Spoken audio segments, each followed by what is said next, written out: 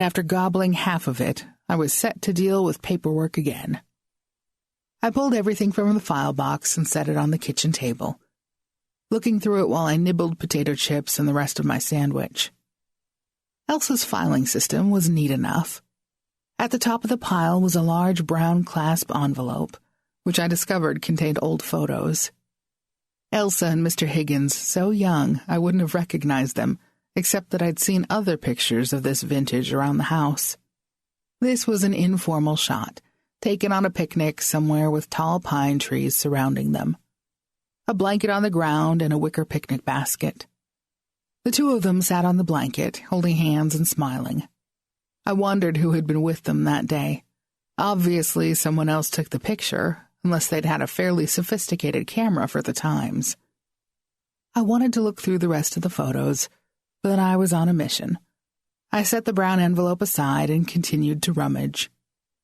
Farther down in the stack, I found her will, which I already knew about, as she'd given me a copy the last time she'd updated it, along with the insurance policies on her house and car, and eventually an envelope from the Life and Surety Insurance Company.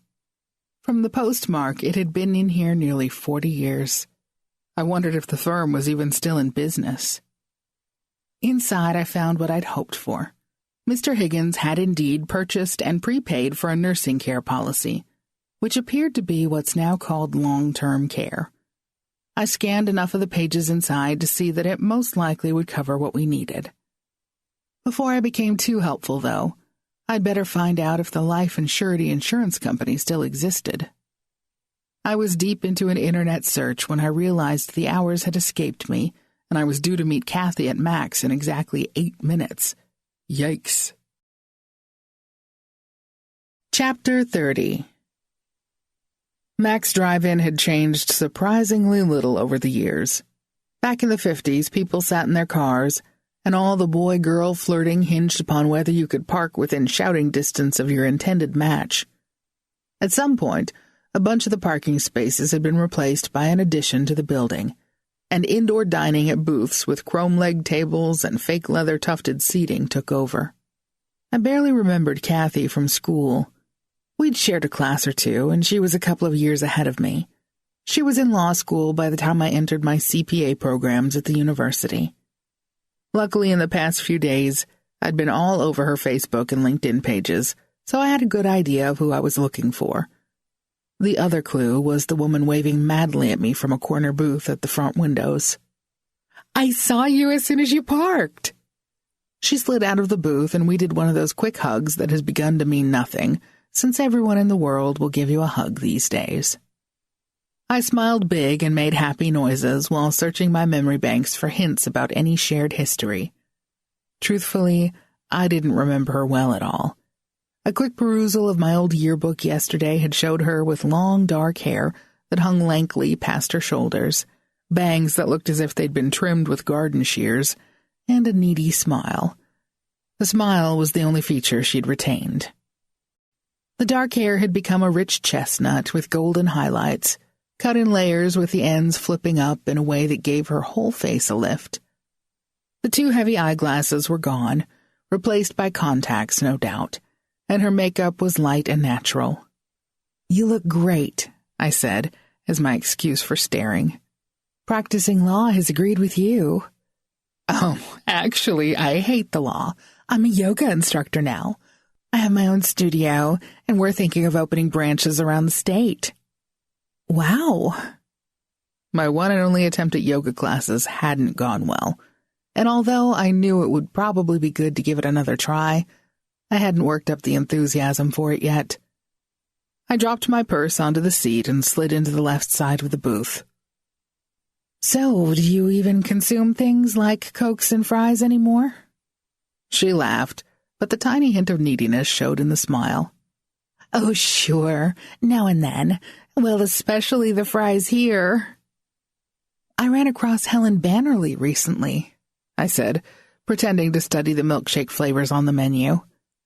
"She's done well in her law practice, although I was surprised to learn that she'd turned away from criminal law. I suppose it was that case about 10 years ago." Kathy picked up the hint. "Helen Bannerly. God, we were so close for a while back then, following the fast track in law school, taking intern jobs. A waitress interrupted to take our orders, and I paused until she'd walked away. Helen clerked for Judge Blackman, didn't she? What a shocker about him, huh? I am not surprised. The man was so blatant. It only makes sense that somebody eventually came after him. What do you mean, blatant? I had a feeling I knew. His moves on the women, of course. I mean, some of them went for it willingly, I guess. Helen was one.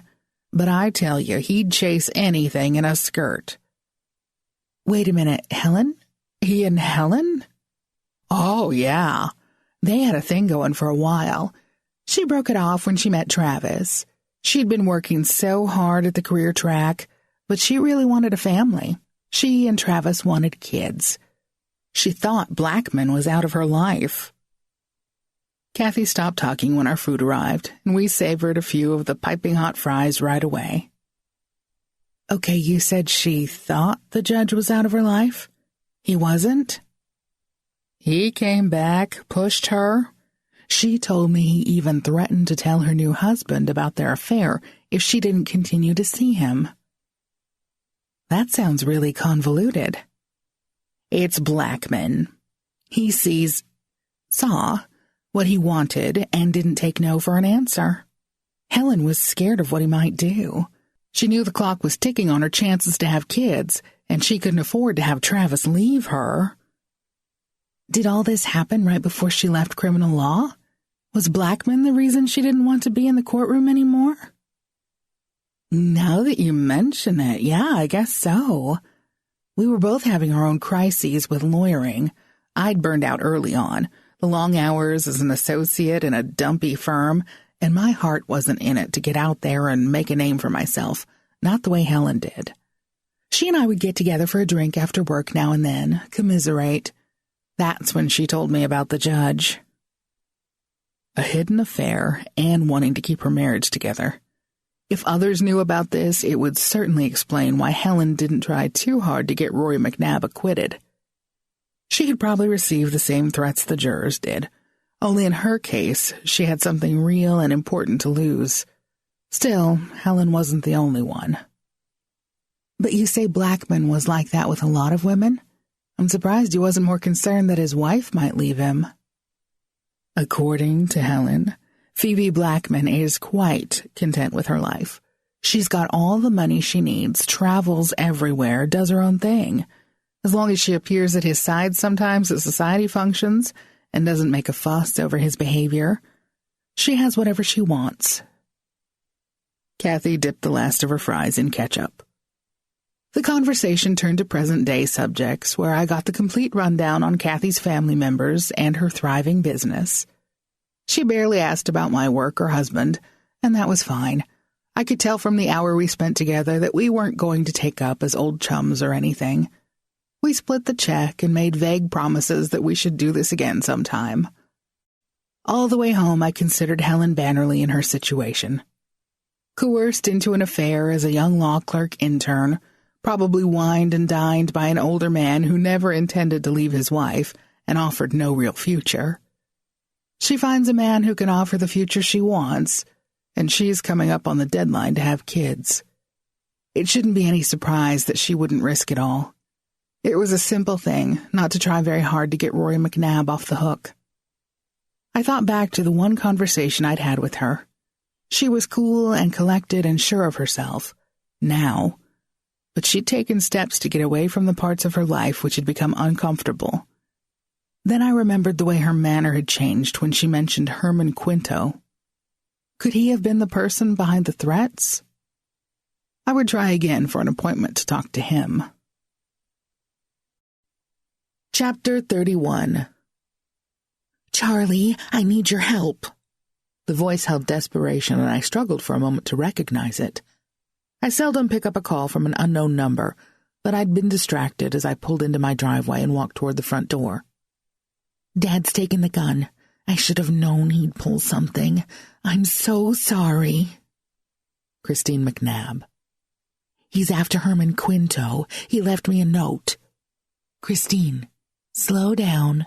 Take a breath. How do you know this? He brought up the subject of Quinto and said there was a big rally this evening at Tigaway Park. He was getting more irate by the minute, and he went to get his shotgun. When he checked and saw the ammo was gone, he got furious with me. So you didn't give in and give back the shells, did you? Oh, no. After a couple of minutes of ranting, he went to his room and quieted down. I figured he'd got the whole thing out of his system, so I went to take my shower. When I came out, he and the gun were gone, and he'd left a note that just said, "Don't think you can fool me, Missy. I have more ammo than you'll ever know." Charlie, I'm worried. You think he's gone down to the park? I could picture the setting, a large wooded park at the edge of the Old Town area. I didn't think a shotgun would have enough range for Fergus to try anything sniper-style from a tall building. And surely the senator would have major security to see that no one carrying a weapon could get into the crowd of supporters. But still, what if...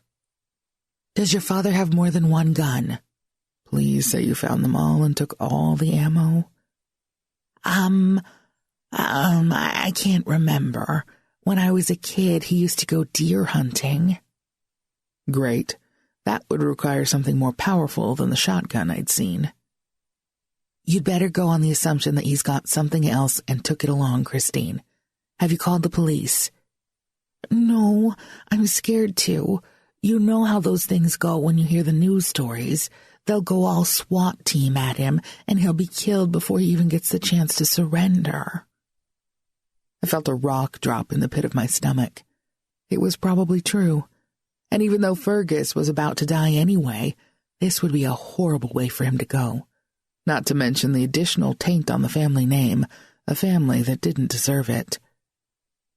Charlie, can you meet me there? We could find him before the police do, and I'm sure we can talk him out of this crazy plan. Ugh, it was the last suggestion I wanted to hear. I took a deep breath and got a picture of the park in my head. Okay, let's meet at the west edge of the duck pond. The stage where they hold events is at the northeast part of the park, but we'll have to get there and check it out to see how close we can get. I spun back toward the Jeep and climbed in. I must admit I haven't attended a political rally since my college days, and I've got no idea how those things work now. Security concerns are way beyond what they used to be, and for all I knew, only people with tickets and some kind of pre-screening would get within a mile of the senator. Starting the car, I gave myself a reality check. This was a New Mexico state senator who hadn't yet won a seat to Congress. How important was he really? On the other hand, I told myself, when it came to his publicly staged events and the image he wanted to project, he would be as important as he wanted to be. Parking near Old Town can be a challenge, but today the area near the park posed special challenges. I found myself thinking ahead of how we would get Fergus out of there, an unsteady old man toting his gun, wanting to make a quick exit. Every street skirting the park had been cordoned off. Cops were directing traffic in one-way patterns that don't normally exist. I had no choice but to follow along. The parking lot for park visitors was jammed full, and an orange-vested attendant shook his head at any car with a turn signal on, waving us onward. Street parking seemed iffy. Only the occasional too-small space showed up. I finally just swung into a garage I'd used before. It was full to the 4th level, where I finally snagged a spot, locked up and ran to the elevator. While I waited, I scoped out the view from this angle. Trees obscured the park details, but I could hear music and the sounds of a crowd being prepped for excitement. The duck pond stood somewhat in the open, and I spotted a bright purple shirt on a woman, Christine. The elevator dinged and the door slid open, but something else had caught my eye. A small man in a red plaid shirt was walking purposefully along the perimeter of the park, heading in the direction of the stage at the south end. At his side, a long, thin object hung down parallel to his right leg. Anyone standing in the park would probably not notice the gun. He did a good job of keeping it low. I watched helplessly. At a full run, it would take me at least 3 minutes to get to him. Christine was closer, but she didn't know it. I grabbed my phone from my back pocket and hit the button to redial her number. The elevator beckoned, but I knew I would lose my vantage point the minute I got to ground level. I stared at Fergus as the phone rang. "Charlie?" "Yeah, I'm in the parking garage about a half block from you, and I've spotted your dad. He's got the gun.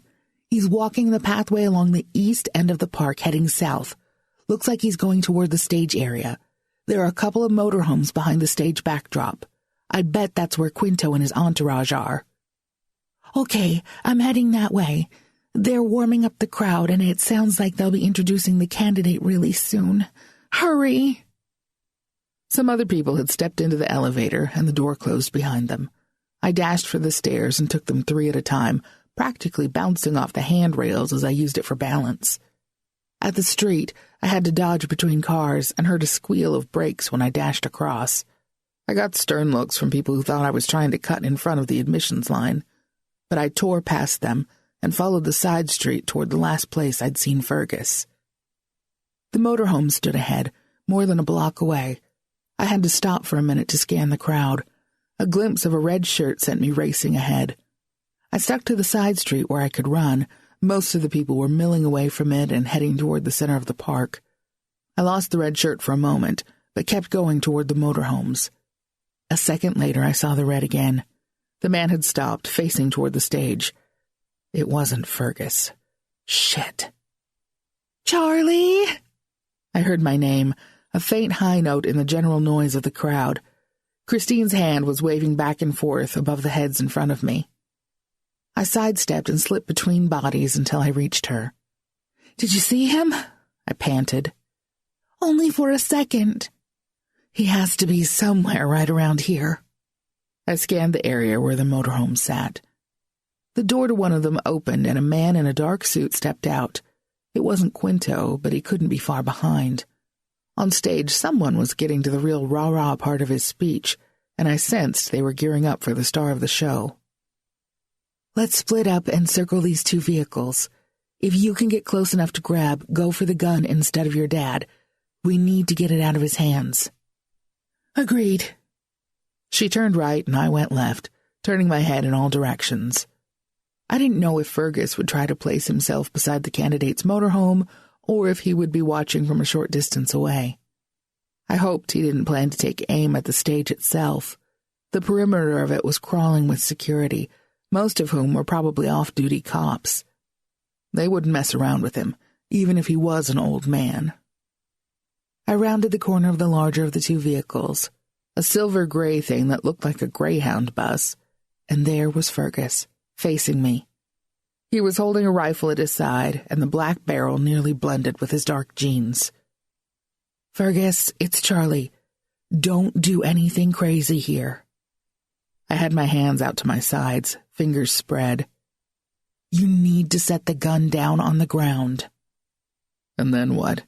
I hadn't got quite far enough in my thinking to figure out what we would do next. Startled, he hadn't expected to see me here. I took advantage and moved in quickly, sweeping by and reaching for the rifle. Luckily, his finger wasn't on the trigger. His old hunter safety rules at least told him that much, and I got a good grip between the stock and the trigger guard. Surprised by the move, his grip didn't hold, and I quickly put 10 feet between us. "Okay, Fergus, we're going to figure out how to get you out of here and take you home." Christine came running up at that moment. "Dad, what have you—" Unfortunately, 2 uniformed cops were right behind her. Before I could blink, they'd drawn their service pistols on me. I laid the rifle on the ground and froze. Chapter 32. "This isn't what it looks like." It was the first lame statement out of my mouth and the second time I'd uttered it in recent days. I could tell by the looks the 2 cops gave that they'd heard it 1,000,000 times. The gun lay on the ground, and with no one in reaching distance, so at least they kept their heads and didn't shout for all of us to hit the dirt or something equally dramatic. Christine spoke first. "She disarmed him," she said, pointing at Fergus. She gave the quick explanation of who everyone was and what we were doing here. Dad came here out of a stupid, misguided approach to a family problem, not because of a political statement or wish to harm a lot of people." The older of the two officers had already sent the other one to cuff Fergus. I said nothing and kept my hands visible. Christine kept babbling, telling them her father was unwell and how they really didn't need to charge him with anything, no crime had been committed, and so on, until the officer told her to save the story until we all got downtown and they could sort it out. He picked up the rifle, using a handkerchief to handle it. I supposed there were no evidence bags quite this big in his back pockets. The younger officer looked toward me, itching to take out another set of cuffs. I took a respectful stance and lowered my hands. "Charlie Parker, RJP Investigations. We're helping Mr. McNab look into a family matter involving his son. I'm sure he didn't mean to." "Hell," Fergus said. "The only thing I really did mean to do was take that worthless Herman Quinto off the face of this planet." Not the right thing to say. The older cop took charge again. "Mr. McNab, you're under arrest for the attempted murder of Herman Quinto. You have the right to remain silent." Christine sent me a helpless look as the officer went through the spiel. "We'll need you ladies to come downtown and make statements. Tucker, take them in your cruiser.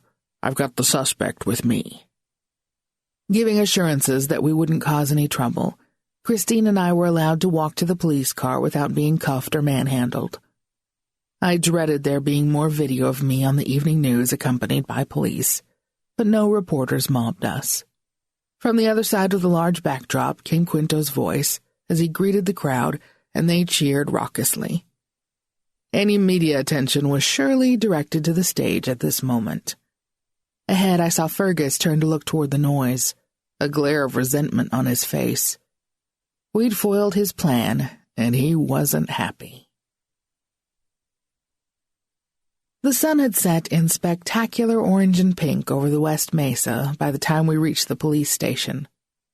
We were led to separate interrogation rooms, and I didn't see Fergus at all. I took a seat.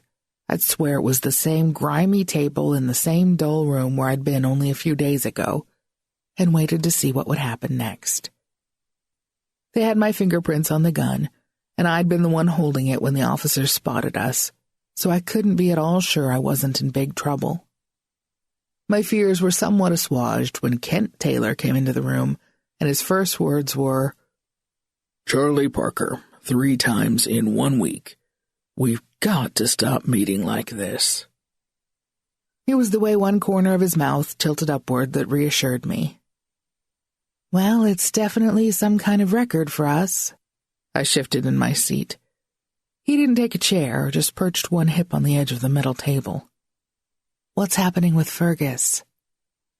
"Not much. The man could benefit by having a lawyer here. He's blabbing all over the place how he planned to kill Herman Quinto." Ouch. I wished I'd thought to shout advice to Fergus before he was taken out of my sight. He was advised of his rights at the park, but he's not a guy to listen to common sense, I'm discovering. "This is all related to that old case where his son was convicted." The old man is dying. He has cancer, and they say it won't be long, maybe a couple of months. He just wants to see his son exonerated and back at home before he goes. "Touching." Taylor raised one palm in a conciliatory gesture. "I'm not being sarcastic. I feel for the guy. I feel for the family. But we can't just turn loose every criminal whose family has a sad story. Rory McNab was tried and convicted, and he made it worse by escaping and remaining a fugitive for almost 10 years. I know. I had hoped to find the evidence to overturn that conviction, but the clues weren't coming together for me yet, and time was running out for Fergus. "You're not charged with anything, Charlie. You can go any time." What about Fergus? Surely you're not going to put the city to the expense of a murder trial when the defendant probably won't live long enough to sit through the whole ordeal? Taylor gave a "we'll see" kind of shrug. Where's Christine, the daughter? I should talk to her, see if they want me to stay on the case. The detective beckoned for me to follow, and I tagged along to the next interrogation room along the hall. Christine sat at an identical table in a room just like the one I'd been in. Taylor let me in. "Charlie!" She stood up and hugged me. "I can't believe this is happening." With a pointed glance toward the mirrored wall opposite, I said, "We'll talk later. I'm going to check some things at my office. Call me as soon as you learn what they'll do about your dad. Get him an attorney. This is serious." Okay. I don't know any in Albuquerque. Can you recommend someone?" The ones I'd encountered recently weren't exactly tops on my list, especially for criminal defense. But I finally pulled a name out of my hat, a guy who'd helped a friend a few years ago. I gave Christine the name, and she said she would look him up and call right away. "Fergus will be arraigned in the morning, and the attorney needs to be there. Don't wait on this." She assured me and said she would call me later, if that was okay. Feeling as righteous as a person can who's failed her client, but at least I did the right thing in the eyes of the law this time. I left the police station and got a ride back to the garage where I'd left my Jeep. I had lied. The intention was pure, to go right back to work for Fergus and Rory, but suddenly I couldn't face a night at the office. It had been way too long a day, and my brain was numb. Fergus was a guest of the city jail for the night, and Christine was doing all she could to get legal representation for him. I had done my duty for now, and would be much fresher to consider the options tomorrow. Right now, all I wanted was my husband and my dog and a hot meal, in that order. Chapter 33. I attended the arraignment at 10 o'clock the next morning. On his attorney's advice, Fergus kept his mouth shut, except to utter the words "not guilty" at the appropriate time. The attorney made the very logical argument that his client was in no shape to leave the city, and was under doctor's orders to move into a nursing home because of his ongoing need for medical care. The judge, a stern-looking woman with short black hair, banged her gavel and ordered it so. Trial would begin January 15th. Christine and I looked at each other. It was the judge's kindly way of letting Fergus go away to die in peace. The old man sputtered in protest about the nursing home. "I'm perfectly fine to go home. That lady judge, she doesn't know nothing about me." "Whatever you say, Dad. Let's get in the car." A chilly wind funneled between the buildings, raising goosebumps on my arms despite my jacket. Knowing about the doctor's orders ahead of time, Christine had called me early this morning to ask my help in getting Fergus settled. She had brought basic clothing and his medications from his trailer. A packed bag was in the back seat of her car. I would follow along to raise the voice of authority if the father refused to listen to the daughter. By the time we arrived at Mountain View Elder Care, some of the steam had gone out of Fergus. His night in detention had to have been rough on him. Dark, puffy circles under his eyes and a gaunt look to his jawline gave it away. One burst of stubbornness appeared when Christine opened the passenger side car door, and he refused to get out. I stepped over. "Fergus, come on. It's getting cold out here, and they've got a really comfy bed in here for you. Rest up for a while, and then there will be some lunch." "I want my own bed and my own pajamas." Christine had reached in the back seat and she held up the suitcase. "Got your PJs right here." I had my hand on his elbow and gave a lift upward. The bones jutted through his shirt and jacket. At least he didn't resist. "Okay, let's get inside and see about that lunch." I made sure he had his feet under him, but I wasn't about to let go of my grip. The old guy still had a gleam in his eye that told me he was thinking of making a dash for it. We'd no sooner gone through the front double doors than a woman in a brightly flowered pullover top and coordinating pants came forward with a beaming smile. "Mr. McNab, we are so happy you're here." She gave a flirty wink and showed some dimples. "The ladies will be so eager to meet you. There aren't many men here, and the women love to dote on you guys." He made a grumpy sound, but I noticed his eyes had quickly scanned the foyer. "We're going to take a little tour. I'm Bunny, by the way." She took his arm. "Your daughters can sign the papers and meet us in room 114. Bunny and Fergus headed into a large room, very reminiscent of the common area at the rehab facility where Graham was. This whole nursing home scene began to trigger the same feelings I'd had about taking her there after her hospital stay. Christine told me Fergus's doctors had arranged everything. She handed the suitcase to me while she read and signed a few forms. Then we headed down a hallway where we located room 114 on the right. "Let's just put his things out where he'll see them," she suggested. "Maybe he'll see this as a fait accompli if it appears he's already moved in." Shades of a few days ago, when I'd set Graham's toothbrush and combs in a different bathroom with the same look. With one of us unpacking, it took less than 5 minutes. She had set Fergus's favorite picture of himself and Rory on the nightstand. "Well, I should leave you and your dad alone. Can you hang around a little while? We need to talk about getting Rory back here before it's too late. You and your husband are the only ones who know where he is." "Your dad won't tell you?" "Not on a bet. I tried." Her voice dropped to a whisper as we heard Bunny's voice approaching. "I'll spend a minute here. Meet me in the lobby."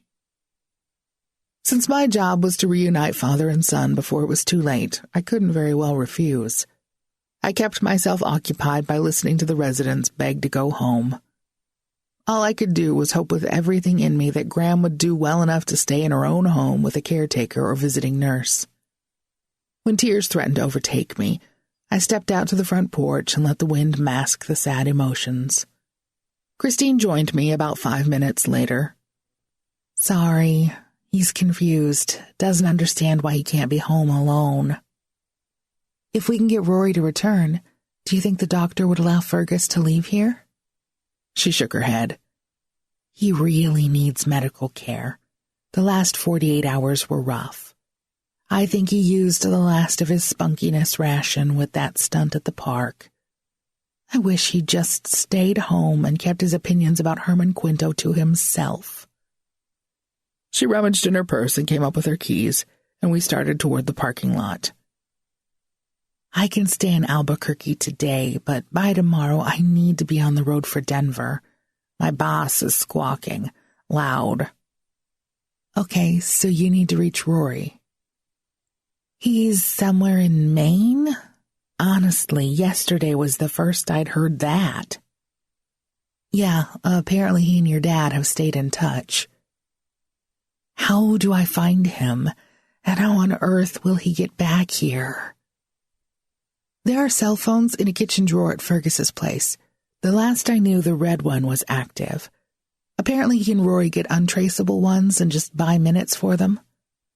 My guess is Rory's number is the only one programmed into it. Give that a try. If you reach him, there's a flight out of Portland that got me back here. It's one very long day of flying with a couple of connections, but I imagine Rory will find a way to do it. Those two are close." She nodded. "Yeah, they are. Dad would bust his ass to be with Rory. I just hope my self-centered brother will do the same for our father." I didn't know what to say to that. "Let me know. I can meet with him, take him to Fergus since you're leaving." "Thanks for everything, Charlie. I'll be back. I'm sorry to say it will probably be fairly soon." "Yeah." We hugged out there in the parking lot, and I headed to the office where my plan was a little hazy. With the hoopla surrounding Judge Blackman's death, the surprise of meeting Christine, and Fergus's rather ill-conceived plan to take out Herman Quinto, I'd lost track of where I was in the investigation to find exonerating evidence for Rory. I could always go back to the trial transcript and look for more clues. I picked up fast food and planned to eat at my desk while filling Ron in on the latest. But Ron was out for the rest of the day, Sally informed me, so I used the few remaining minutes before she was due to go home to ask what was being said on the news about the judge and the election. "The judge's funeral is day after tomorrow," she said. "They've been talking about the tragedy of his death, but a friend at the daycare center told me his wife was in Clarice's boutique yesterday buying a whole new wardrobe of resort wear. Quinto is running way ahead in the polls. I guess he was a big hit at that rally in the park." "Nothing about an attempt on Quinto's life?" She shook her shaggy blonde head. "Not a thing." Poor Fergus, not even a mention of what he'd thought would be a blaze of glory. Well, I didn't plan on being the one to break that news to him. My phone rang as I was walking up the stairs and I glanced at the screen. Christine already. "Rory's coming home tomorrow. I still have to leave, so I won't see him, but I gave him your number. I hope that was okay." "Sure, I need to talk to him. So the cell phone in Fergus's kitchen worked to reach him?" "Yeah, you want Rory's number?" I took down the number, although it wouldn't surprise me a bit if Rory changed phones again before coming to New Mexico. I had a feeling he would still be doing all he could to keep a low profile. Chapter 34. Ron always tells me a big part of investigative work involves sitting quietly and thinking, putting together the evidence he has gathered. I use that as my justification for sitting at my desk for the next 2 hours doing nothing at all. Well, I can't really say nothing. I paid some bills and got my invoicing up to date, while my mind ran through the various witness interviews, too many, and the list of suspects I'd discovered, too few. I had a strong feeling the judge's death was related in some way to his philandering, but I couldn't put together a scenario that felt right. If the wife was packing for a cruise, I could see her on the suspect list. But how her activities related to Rory's conviction for jury tampering was completely beyond me. Quinto was still a key player I hadn't spoken to, but when I phoned his office again for an appointment, all I received for the effort was another rude brush-off. I tamped down my increasing frustration. By 4 o'clock, I had decided an evening without any reference to this case might be the thing to clear my head and show me a fresh angle. I called Drake and asked him out for a movie date, and we met at the theater. We lingered in bed the next morning, the way we used to do, happy and satiated, until well after 9. A shower together, breakfast at our favorite place for Eggs Benedict, and it was approaching noon before I showed up at the office. Sally teased me, and Ron got that knowing look on his face. I ignored them both, and my ringing phone saved me from making excuses. "Is this Charlie Parker?" asked an unfamiliar male voice. "Speaking." "Christine said I should call you when I got to town." "Rory?" "Let's say it's Rudy." I calculated the flight time and couldn't imagine how he'd arrived early in the day. "Okay, Rudy, you're here now? Where are you staying?" "We'll get to that later. I'm going to visit my dad now." "Do you want to come by my office afterward? I can give you directions. I'll get you caught up on the investigation as it stands right now." "Maybe." I sound like a hand rubbing over whiskers. "I'll call. I'm staying invisible, you know." "Okay, I get that. So, yeah, call me." I hung up, wondering if I would actually ever hear from him, or whether the one perfunctory call was only because his sister had insisted. Well, Fergus was my client, so it really didn't matter what Rory thought. On the other hand, Rory was the person who probably knew what was going on 10 years ago. He'd certainly been frightened enough to believe he had to get out of the state. I needed to talk to him more in depth than these one-word sentences over the phone. I arrived at Mountain View Elder Care 15 minutes later. All the cars in the parking lot had New Mexico plates, but I made a slow pass to see if any carried obvious signs of being rentals. There was one with a tiny sticker from Budget on the back bumper. Fergus's room didn't face the parking lot, so I doubted Rory would get a warning of my arrival. I parked near the rental car and went inside. Lucky me, I was greeted by Bunny at the front door. "Hi again. I came to visit with Fergus McNab for a little while." She fell in step beside me. popular man today," she said with a perky lilt to her voice. "I'm glad, the poor man." Her voice dropped a notch. "It's hard to watch them fade away this quickly, even when, the outcome is certain." I nodded. Room 114 came up right away. "Well, thanks, Bunny. I gave a vague wave toward the door. Bunny was right. Fergus was visibly dwindling, even in the past 24 hours. He lay in the bed, his skin gray against the white sheets, his thin arms and bony hands resting on top of the covers. Except for the 2 bright spots on his cheeks. I would have thought he was unconscious. His eyelids fluttered open when he realized I was there. I looked around the room. "Did your son come by?" I asked. A crooked smile twisted the old man's face. "Okay, Rory, come on out." The closet door opened, and a younger, fitter, dark-haired version of Fergus stepped out. "Rory, I'm Charlie."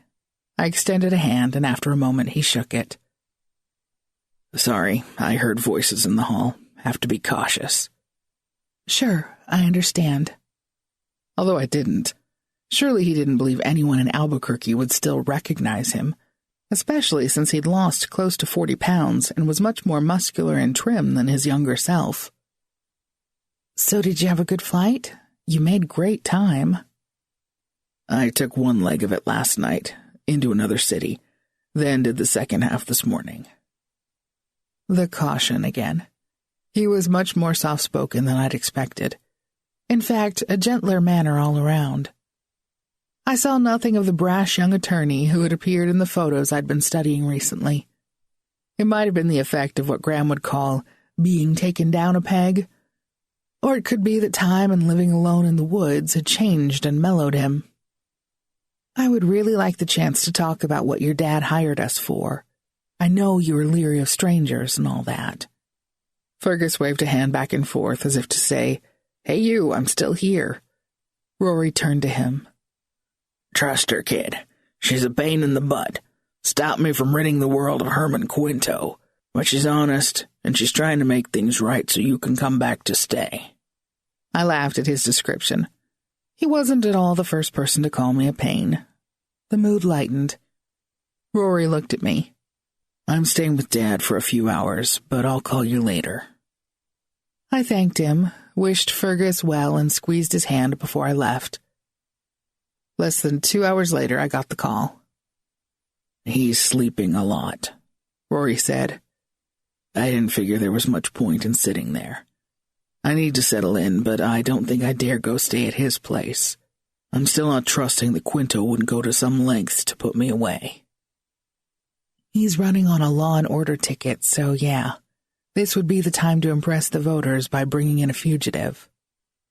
"I don't feel like I know the city very well anymore. So much has changed.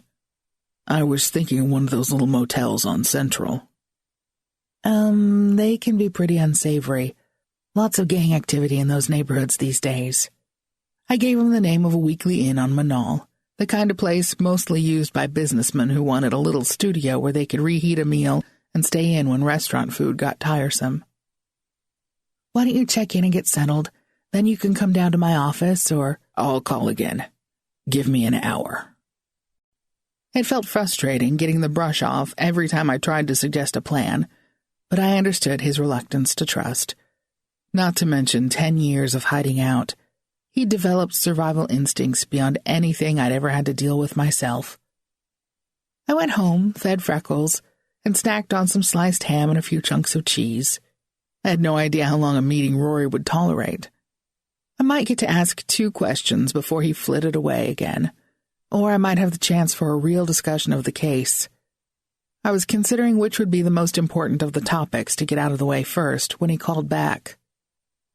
"Right up the street in front of the motel is a bar. Meet me there in 20 minutes. He hung up so quickly I couldn't be certain he'd heard my response. Drake came home and I told him the situation. This guy is jumpier than a cat in a dog pound, but I really need to meet with him. I gave him the name of the bar and told him I would call or get a text to him when I got there, and again when I left. Are you that worried, hon? I can follow you and sit outside. Probably better if you don't. I tell you, he's used to being on the run, and any hint that he's being watched would probably send him rushing back off to Maine. It would break Fergus's heart to lose touch with his son again so quickly. I'll be fine. It's not like the place I'm going is a dive. I'm going to send you a text each hour. If all is okay, just send me a smiley face back. I laughed at his cute idea of clandestine tricks, but agreed to the plan. I had to admit it felt good to have someone watching my back. Assuring Drake the bar wasn't a dive might have been a little generous. It turned out to be a hole-in-the-wall place, but I could see why Rory chose it. It had the right amount of noise and seemed to be filled with blue-collar neighborhood locals. The atmosphere was dark and smoky, with a laughing crowd at the pool table in the far corner, while seats along the bar were occupied by people in chambray shirts and ball caps, who were sharing stories and glancing at the TV mounted above the bar. A jukebox played country music, and quite a few of the patrons got up and danced. I spotted Rory in a small booth at the back where the lighting was dimmest. I didn't know what to order for you, he said. He had a sweaty mug of Michelob in front of him. One of those is fine. I don't actually love beer, so it's a safe drink to nurse along for however many hours I sat there. Thanks for agreeing to meet me. He shrugged. I was shocked to hear from Chrissy. I had no idea Dad was going downhill so fast. Back at my place, he was popping a lot of painkillers, but the way he broke the news about the cancer made me think he had a couple years still. I didn't think a whole lot about the pills. I guess the night in jail really tore him up. They've got him hooked to a morphine pump now. That means it's getting close, I guess. We went silent while the waitress set my beer down in front of me. I handed her some cash and told her to keep the change. I'm glad you could come. It means a lot to him. No problems with ticketing or flying? Sorry, probably none of my business, but I assume you don't want to use your own name. No. Yeah, I got a Maine driver's license under another name. As much as I live off the grid, there are still times... Well, there are raised eyebrows if a person can't show at least one type of identification. It's weird because the cabin where I live, well, it had been abandoned with all the furniture and everything. In a drawer were important papers, including birth certificates for, I guess, the couple who once lived there. I borrowed his. Had to add 5 years to my age, but it worked for my purposes. Wow. You know, I've never given it much thought. You know what it would take to disappear. It's not as easy as you would think in this day and time. ID is just one thing, but credit cards are traceable, fingerprints, DNA. I know I'm cautious beyond belief. He held up the beer mug. Prints can be taken from a can or bottle a whole lot easier than the handle of one of these. I wear gloves in the rental car and hotel room. I know it's not foolproof, but... He paused and swallowed hard. I could tell the routine must be exhausting. I couldn't imagine keeping it up for so many years. I've missed New Mexico. The winters in Maine are... Well, you can imagine. And the bugs and things out in the woods? I was raised in a small town, but this is beyond. How do you live? I mean... What kind of food? Fishing in the lake, growing a few simple vegetables. Over the winter I stay in, and I've actually developed a little skill with a paintbrush and canvas. At least that's what the lady in Grandy says, the one who owns the bookstore. She sells a few of my pieces during the summer tourist season, and it's enough to keep me in books and staple food supplies. Must get lonely out there. He stared at his mug for a moment. You know, I'm not sure what kind of life I'd want now. Mostly I miss Dad. We were close, always. He helped me get away, you know. I'd heard. Well, this isn't what you came to talk about. I'd hoped you might have some information that might help your case. Fergus blames Quinto, your lawyer, and the judge, seemingly in equal proportions. But I've had a devil of a time coming up with anything concrete, anything that would help us reopen the case or get the verdict thrown out. His eyes had gone to the TV screen across the room where, even with the sound muted, I could tell the news story was about Judge Blackman's funeral. I'd forgotten it was today.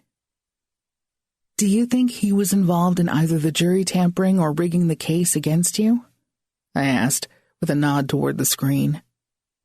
Rory's jaw tensed, a muscle twitching beside his ear. Most of what I've learned about the judge, some of it by first-hand experience, is what a womanizer he was. I found someone who knew he had an affair with your attorney, Helen Bannerly. Supposedly it was old news way before your case came along, but I'm not so sure. Don't be sure of anything concerning old Blackman. He was a predator of the worst kind, and not just with women. Chapter 35. I think my jaw dropped. Rory continued to aim a dark stare toward the screen until the Blackman funeral news coverage was finished. Had he been one of Blackman's victims? If the judge went after males and females alike, it certainly threw a new twist into the picture. When Rory turned his attention back to me and I asked, he simply said, "Look around. You'll find others. I learned that when I got into the Damien Baca case." Mention of the original case brought something else to mind.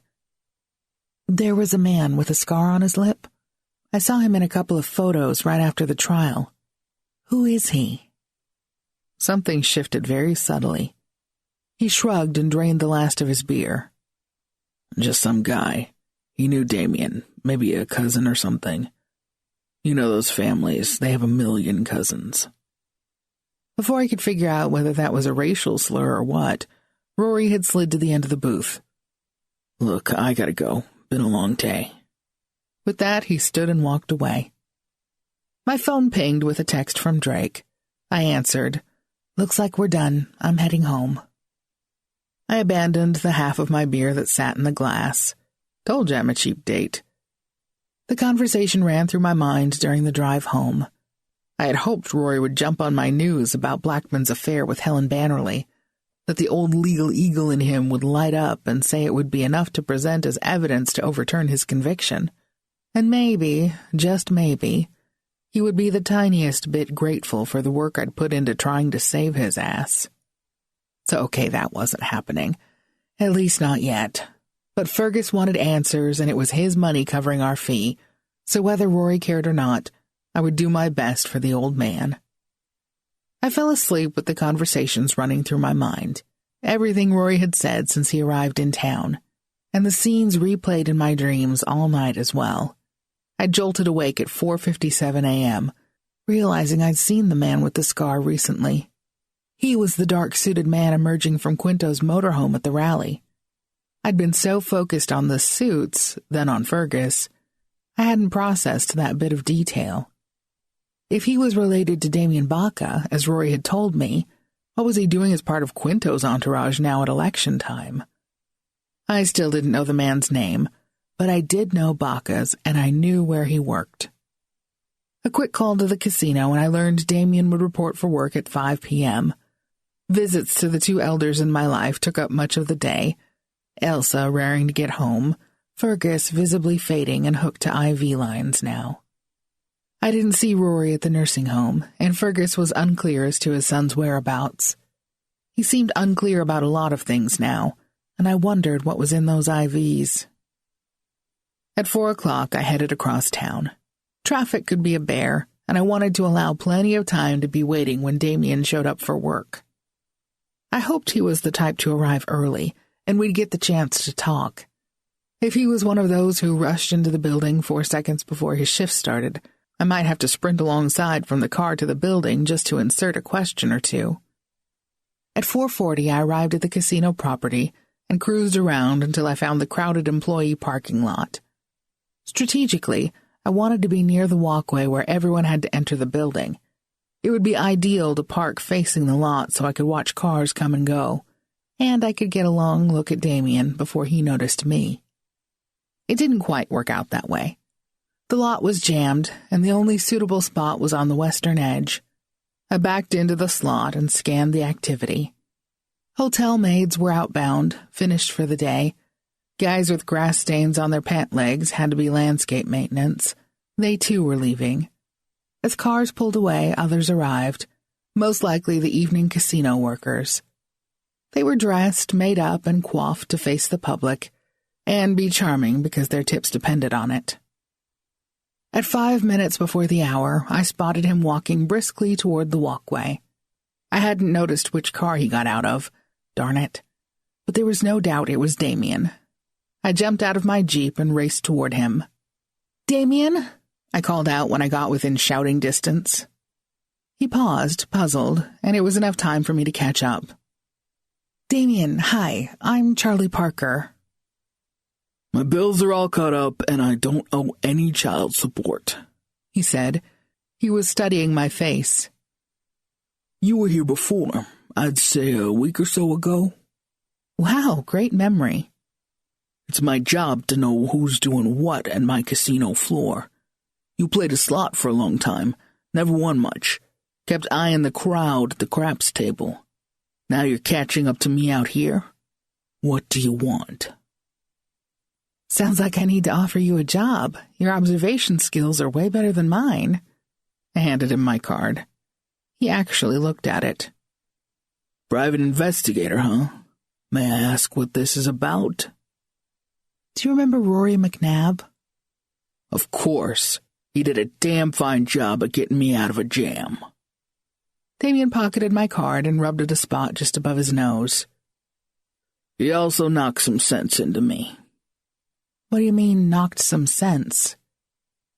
"Took me aside after the not guilty verdict and pushed me up against the wall in one of the conference rooms.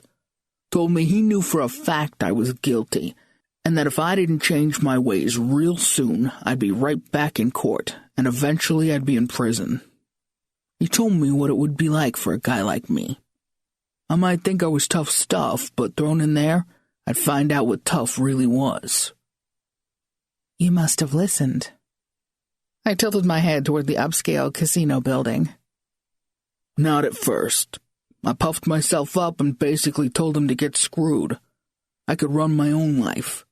But later, his words came back to me. I'm grateful to him for what he said that day. Most lawyers would have collected their money and blown me off. Not Rory McNab." "Did the two of you stay in touch?" "After he went on trial himself, well..." He wasn't telling me everything, but the implication was clear. Suddenly, he probably hadn't been so sure about Rory's lecture on honesty. He'd started walking toward the building again, and I trailed along. "One more question. There was a guy in the photos after the trial, a man with a scar on his upper lip. Someone said he was a cousin of yours?" "Lots of guys have scars. Could be anybody." Damien picked up the pace. "I'm gonna be late. Sorry." Damien Baca had a great memory for faces. Why wouldn't he be able to recall the man on the courthouse steps on what was a pivotal day in his life? He might have turned his life around, and he might be polite and convincing, but he was lying about something, and I felt sure the lie involved the man with the scar. I could understand a guy covering up for a relative. The question was, why? I had no evidence the unnamed man had done anything wrong, so what would Damien be covering up? Chapter 36. Rush hour traffic crept along, which gave me plenty of time to think about the case on the way home. I had a feeling I was getting sidetracked, mired in little details, when I should be looking back at the major players, the people who had been involved from the beginning. Besides Rory, there were Judge Blackman, Herman Quinto, and Helen Bannerly. I knew about Blackman and Bannerly's affair. I suspected Quinto had been aware of it at the time. From something Helen's friend Kathy had told me, I wouldn't rule out the possibility of blackmail. But if that was the case, who was the blackmailer and who was the blackmailee? And what about Damien Baca? He'd been a minor player at the time, but he could have known something and been willing to cash in on it, or willing to be someone else's errand boy. It was like dumping a jigsaw puzzle on the table, and trying to assemble it without the benefit of knowing what the finished picture was supposed to look like. Any of them could have been damaged by certain information. Helen Bannerly's marriage was at stake, the judge's marriage, not to mention his position on the bench, especially if it came out that he had an equal fondness for young males as for young females. And Herman Quinto's big political aspirations would have either been dashed or enhanced. But was he willing to take that chance? "You're very quiet this evening," Drake said. He had made chicken parmesan and was tossing a salad when I walked in. I spread butter and garlic on bread and toasted it, my great contribution to the meal, and we ate at the kitchen table. "Sorry, I guess I'm living inside my head at the moment." "The case?" "Mostly. And Fergus. It's sad and scary to see how fast he's fading. It's almost as if his big wish to see Rory has been granted, so now he can just relax and die." He gave me a sympathetic look as he squeezed my hand. "If I can do anything to help." "Yeah, I know. Thanks. You're the best." "I know." His grin lightened the moment. I tossed a wadded paper napkin at him, and it landed in the sticky marinara sauce on his plate. We spent the evening in front of the TV, Drake immersed in a football game, Freckles stretched out on the couch between us, while I tried to transfer my runaway thoughts to paper. I knew I'd never sleep if my brain stayed in overdrive, as it had been for the past few hours. It's amazing how many hours of good sleep I've recovered after picking up a notepad. All the names, all the connections that I knew of, I penned everything, although in no particular order. It was still an unassembled puzzle, but I was beginning to see connections. Somewhere around 9, Ron called. "You do realize that we need some arrangement in place for Elsa when they send her home?" He loves to start a conversation with a veiled demand, and for some reason these always come at the moment I think I'm calm enough to sleep.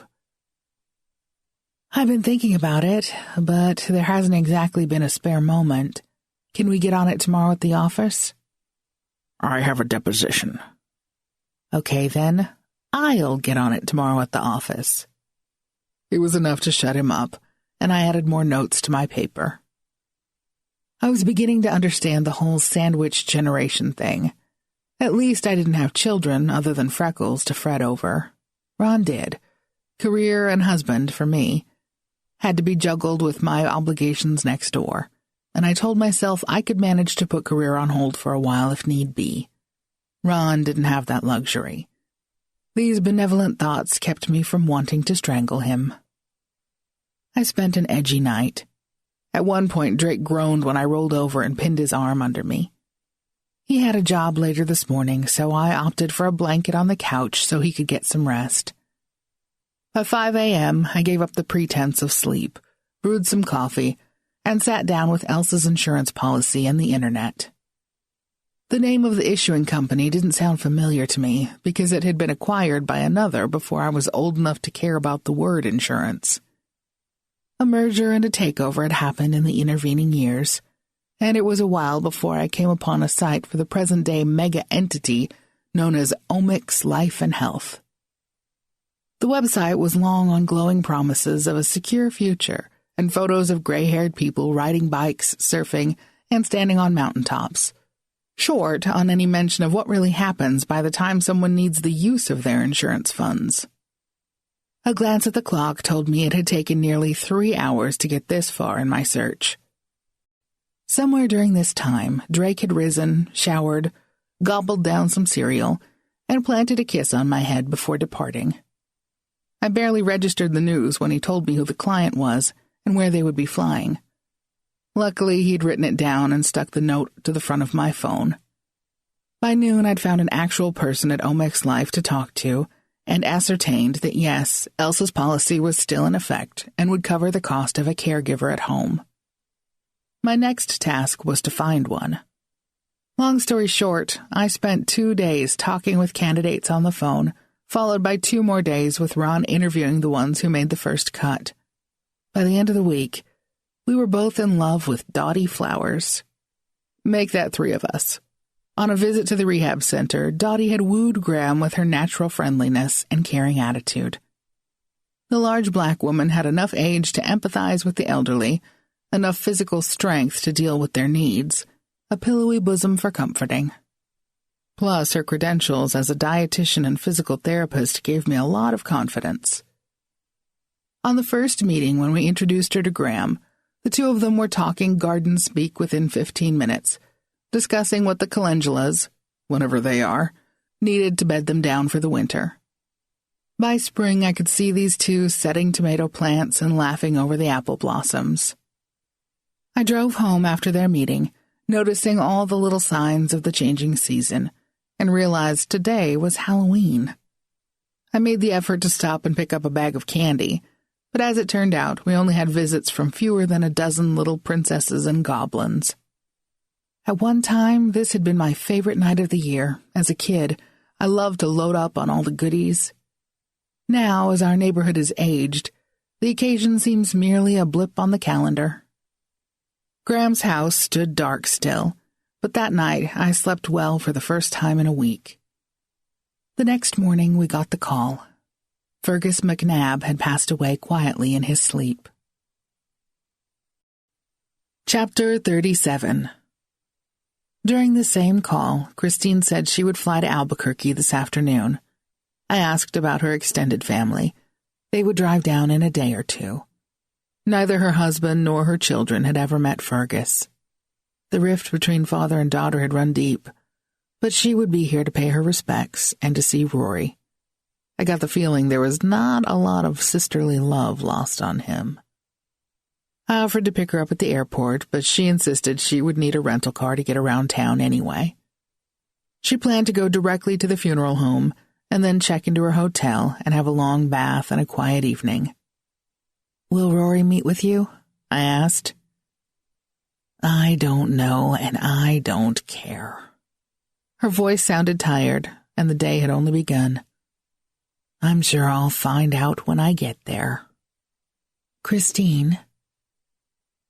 "I know. I'm sorry I don't sound more sympathetic to my brother. But if he hadn't drained all Dad's finances, the medical care could have come quicker and been more effective." "I'm sorry." It was all I could say. I called the few people who should know about Fergus, Betty Wilkerson and Ron. The neighbor gave the usual condolences. Ron told me to do whatever I needed for Rory and Christine. Since our client, technically Fergus, was now dead, I wasn't sure of our standing. Would Rory want me to continue gathering evidence, or would he prefer to simply disappear again? My cell rang just as I was ending the landline call with Ron. Unknown number. I debated, but picked it up. "Charlie, it's Rory. You heard about Dad?" "Yeah, Christine called. I'm sorry." He didn't say anything, and I wondered if he was crying. But his voice sounded firm when he said, "Turn on the TV, Channel 4. There's a story about the judge." "Blackman?" I trotted to the living room and picked up the remote.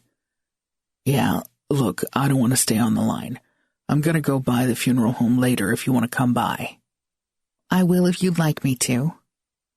Across the bottom of the screen ran a banner on which I caught the words "Sexual Harassment" and "Aldo Blackman."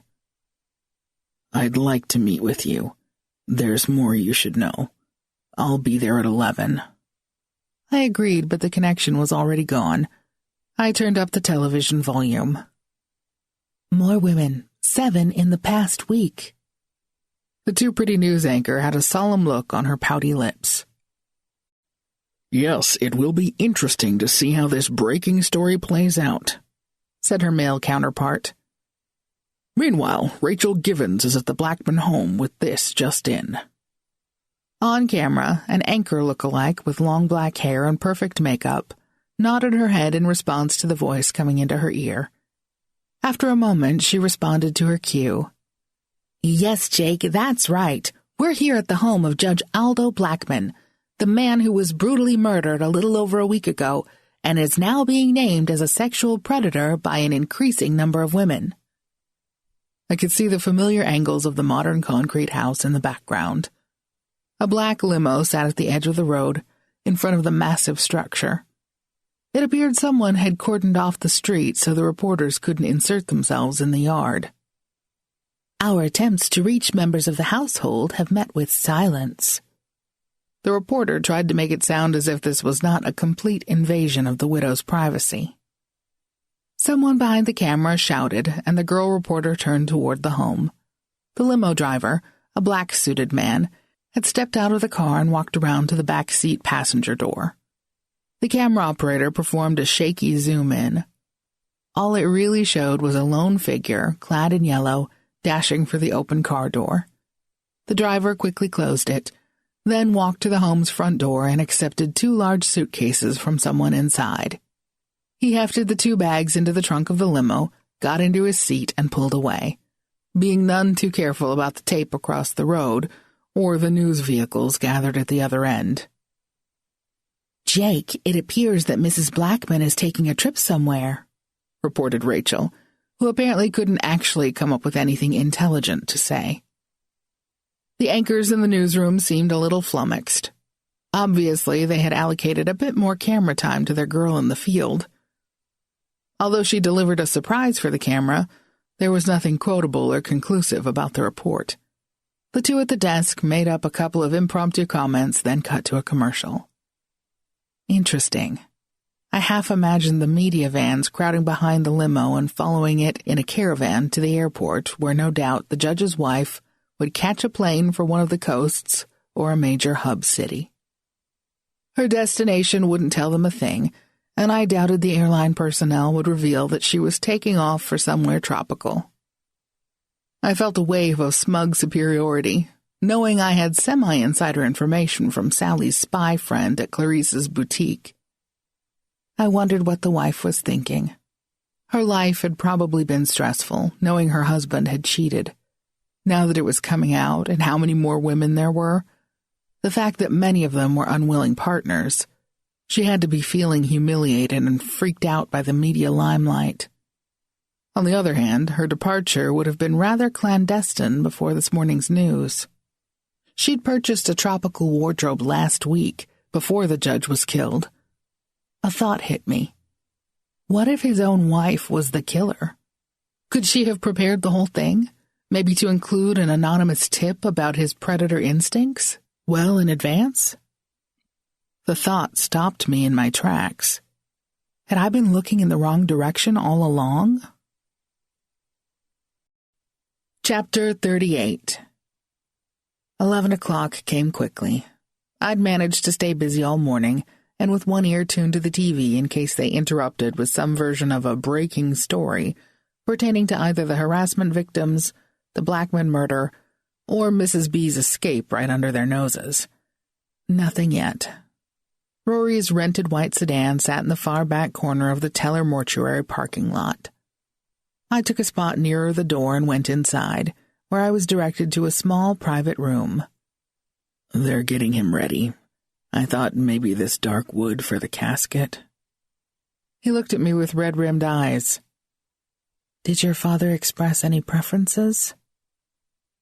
"No, and I'm embarrassed to say—" His voice cracked, and he turned his back and took a deep breath before he faced me again.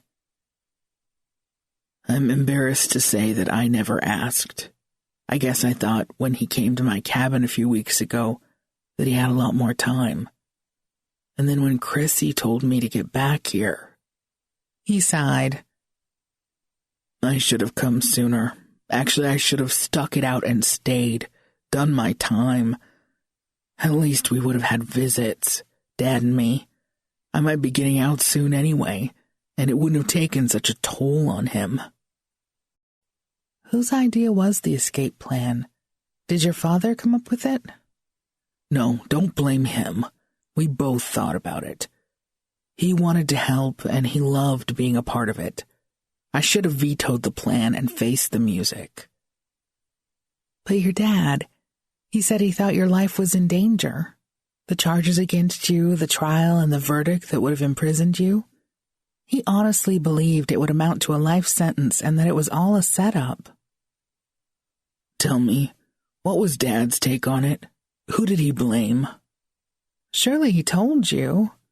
Of course, but I'd be interested to know whether he had another theory, something he didn't want to share with me.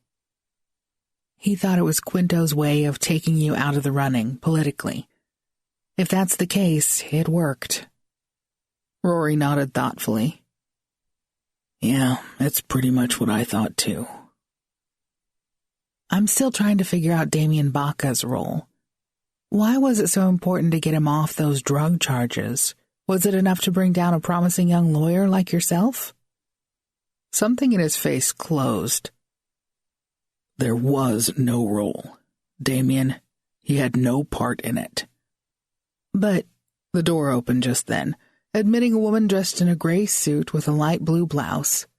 She had pale hair, impossible to tell whether it was blonde or white, and was carrying a leather portfolio case, the kind with a tablet on one side and room for other paperwork on the other.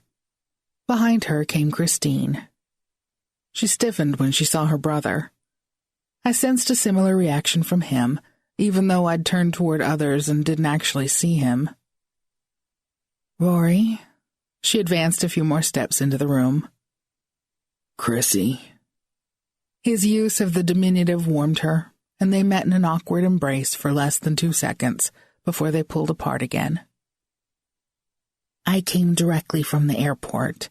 We need to get the arrangements made. From her purse, she pulled a few sheets of paper, folded in half. I turned to face Rory again. I'll wait outside. I can take you both to lunch if you'd like. No one jumped on the lunch invite, but I went outside anyway and staked out a spot to wait near Rory's vehicle. I figured he was the more likely to disappear. An hour passed. Luckily, the lovely weather had hung around, and it wasn't unpleasant in my Jeep with the windows down. When the two emerged, the chill between them was gone, but I couldn't exactly discern a lot of warmth either. Christine came directly to my window and leaned over to speak. I'm going to pass on lunch. I was up half the night, so I need to get a room somewhere, and I want to go by Dad's place and make plans to get his stuff taken care of. The memorial service will be the day after tomorrow.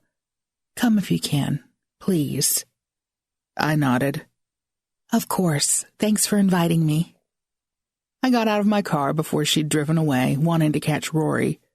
He was behind the wheel of the white sedan. You doing okay?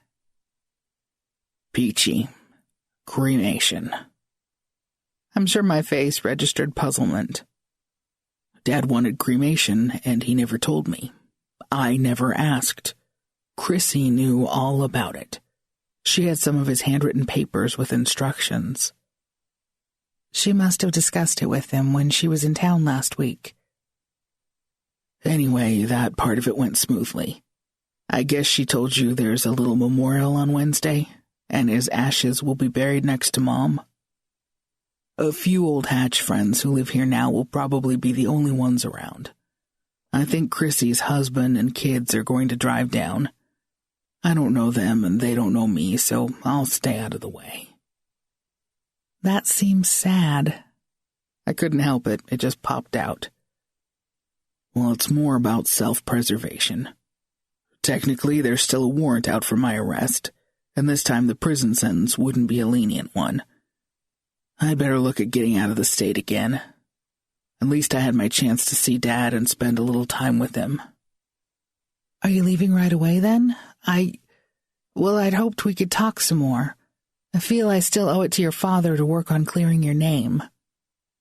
He gave a wary smile. Yeah, I guess he still wanted that. Among those papers was information about an insurance policy and a note in Dad's handwriting saying the money was to cover an investigation into my case and obtaining my release. He had told me about that, but it's not really necessary.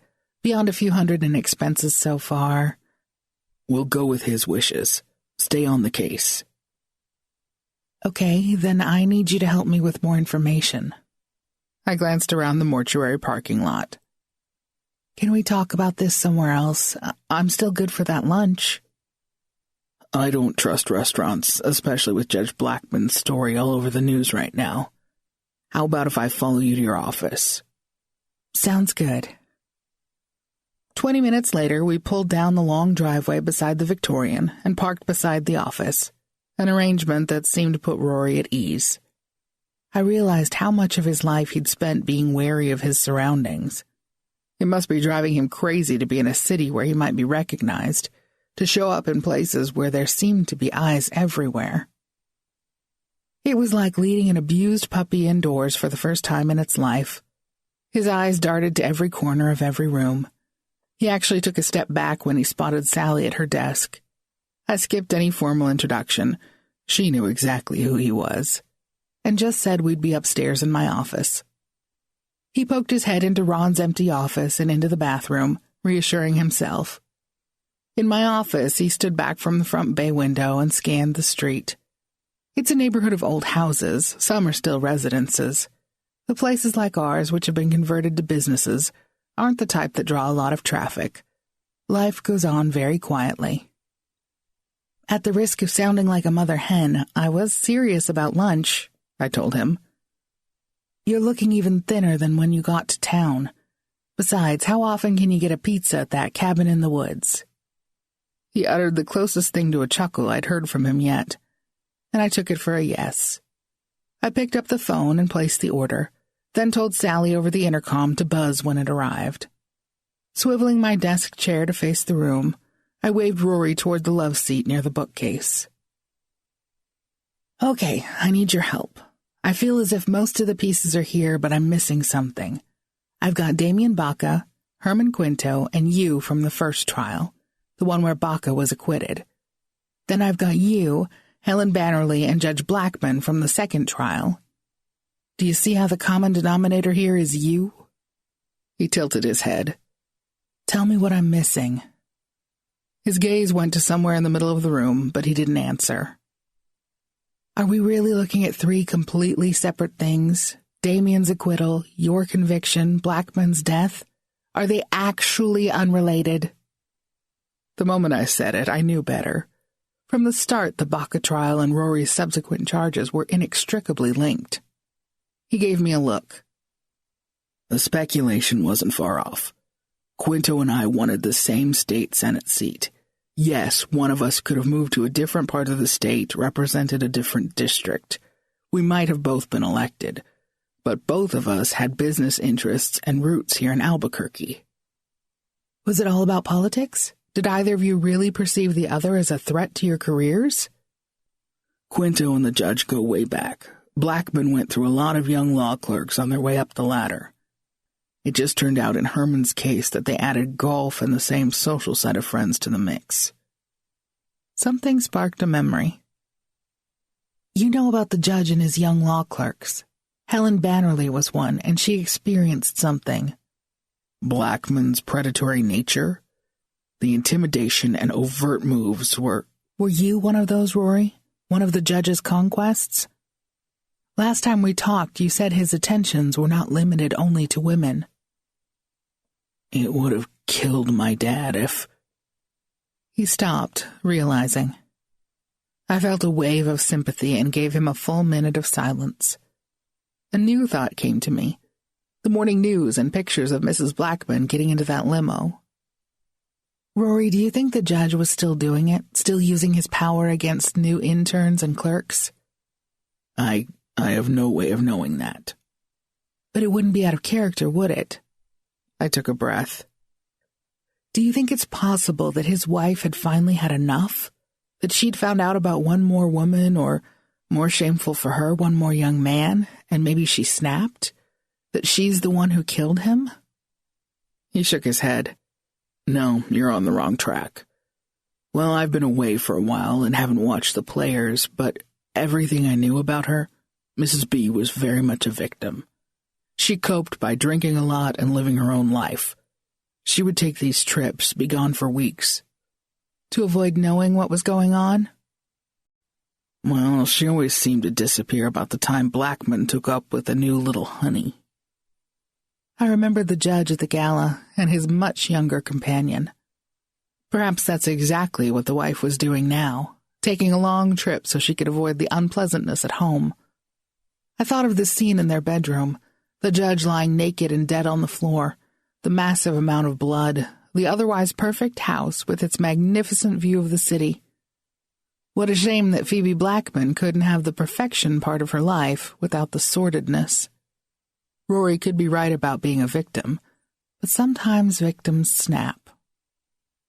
Our pizza arrived just then, and I went downstairs to get it. Rory was at the window when I came back up, staring down at the departing delivery car. We put slices on the flimsy paper plates that had come with it, using the corners of my desk as a table.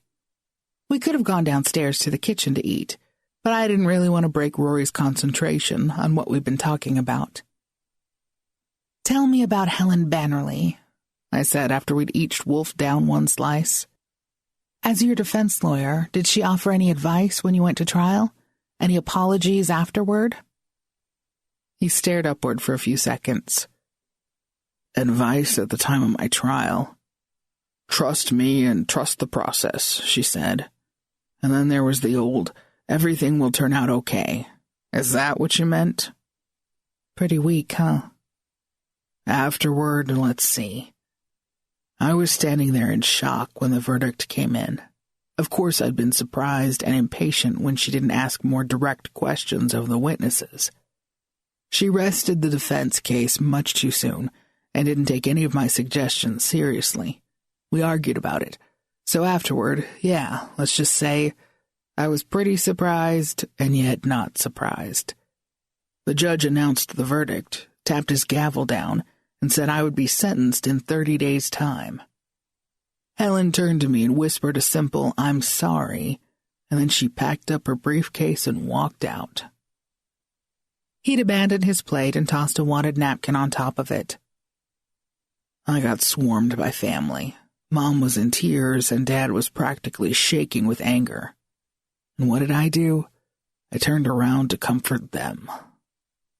And then later? Oh, I made appointments with Helen to discuss appeals and trying for a mistrial and all the usual. We met maybe once or twice before she admitted she was in over her head, and she'd rather I found a different attorney to handle the appeals. I couldn't exactly disagree with that, could I? I considered taking over, filing the appeals myself. But in the eyes of the court, that sort of thing looks like a classic whiny move. I'm smarter than my attorney, so I'll take over. It rarely helps and usually hurts the defendant's case. I thought of the other things I'd learned about Helen Bannerly, what her friend Kathy had told me about the blackmail. Did you ever have reason to believe Helen skimped on your defense because she felt threatened in some way? He gave it some thought. Not at the time, no. Frankly, I felt as if I were living in some kind of bubble of unreality. The whole thing, from the moment I received the summons and was told I was accused of jury tampering, all of it was crazy. Helen came highly recommended as a defense attorney. I'd only known her marginally, but she had a good reputation. But I've thought about all this for years now. When you say threatened, yeah, thinking back on it, there was something going on with her. He had left his chair and was pacing the room during this last bit. I need to get going, he said, heading toward the door. He was halfway down the stairs before I got out of my chair, and I was still fumbling for what to ask next. By the time I reached Sally's desk, Rory was out the back door. Interview over. "Everything okay?" she asked. I could see she was in the process of shutting down her computer and clearing her desk. It was the end of her half day. "Yeah, want some pizza to take home for your kids?" I didn't really wait for an answer, but went back upstairs, kept one more slice for myself, and closed the box on the rest. She gave a grateful smile, one dinner plan done, and left by the back door. I found some ice and poured a Coke in the kitchen, aware of her car backing out and pulling down the long driveway. When I walked back into the foyer, a man in a suit was standing inside the door. He opened his jacket and flashed a badge. U.S. Marshal, ma'am. We have some questions. Chapter 39. My heart did a couple of loud thumps. You've been in contact with a Rory McNab. It wasn't a question. Apparently you already know that. We received a tip. What was the nature of your conversation? He moved into our conference room and waved me toward a chair, taking over my space, although his manner wasn't confrontational or belligerent. His father passed away this week. Rory and his sister are in town for the memorial service. It wasn't a lie at all. But you've been asking about McNab for a while now, so his visit was not a surprise. Again, not a question. Sorry, I didn't get your name. Wicket. He placed a business card on the table between us. Daniel Wicket, U.S. Marshal, Albuquerque District Headquarters Office. Agent Wicket, I'm unclear what you're here for. You know Rory McNab was here just now. I met with him this morning at the funeral home and offered pizza for lunch. If you want to speak with him, you could have come in and confronted him. If you want to know where he's staying, you could have followed him. We did. Another car. And so, what is it you think I could tell you? He gave an impatient eye roll, the first emotion I'd seen. How did you know Rory McNab would be at the funeral home this morning? How is it you were involved with the family? Simple enough. Rory's father, Fergus McNab, knew he was dying. He wanted to see his son before it was too late. And you facilitated that? Not much. They had been in touch. Fergus also wanted his son exonerated for a crime he says Rory didn't commit. He wanted our firm to look into it and see what evidence might exist. This would be about his conviction for jury tampering. Yes. Actually, I'm surprised something like that would reach the federal level, especially since it's been 10 years and seemed like a minor incident at the time. I half expected him to go all Tommy Lee Jones on me and inform me with a serious expression that there are no minor incidents. But he didn't. It goes deeper. He made the cryptic statement, apparently hoping I would feed him some additional information. I didn't bite. In what way? New Mexico politics has a shady reputation. And the sky is blue. So this is political, and you think what? That it goes back to the rivalry between Herman Quinto and Rory McNab 10 years ago? You said you were looking for Rory based on a tip. Let me guess. The tip came from the Quinto campaign? I'm here to request your assistance. We don't know who to trust in Santa Fe. I chuckled. No one knows who to trust there. Most of them don't trust each other. It's not that different from Washington. I can't tell you anything about politics. I stay as far away from all that as I can. I only go into the voting booth because it's a civic duty. Frankly, everything else about it gives me the creeps. I was hoping you'd say that. I think my jaw dropped. You're not under anyone's influence. We know that about you. Okay, now that really is creepy. You're not reassuring me. Wicket sat back in his chair and unbuttoned his jacket. Kent Taylor at APD Homicide is looking into the murder of Judge Aldo Blackman. He's the one who suggested we chat. This time I know my jaw dropped. Kent Taylor actually trusted me to talk to federal agents. APD somehow thinks the judge's death is politically motivated? But at the federal level? I can't tell you a lot. You have no security clearances, no standing with our department. You're a peripheral witness at best. Gee, thanks for that. What do you want from me? I finally asked. You seem to be the only person Rory McNab trusts. We'd like for you to act as an intermediary. Meet with him, report to us.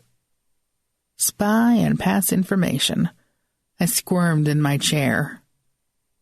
And you think this will help build trust with Rory? He's skittish as a cat. If he has the faintest idea you're talking to me, he'll stop telling me anything. How is that going to help? He didn't answer, but pulled a photo from inside his jacket. When he placed it on the table in front of me, I saw it was the man with the scar. Who is this? His name is Jorge Balderas. I studied the picture to be sure. He's Damien Baca's cousin. Or is he? They're related. Closely? They are first cousins, but there's bad blood between their fathers, so the two families aren't tight.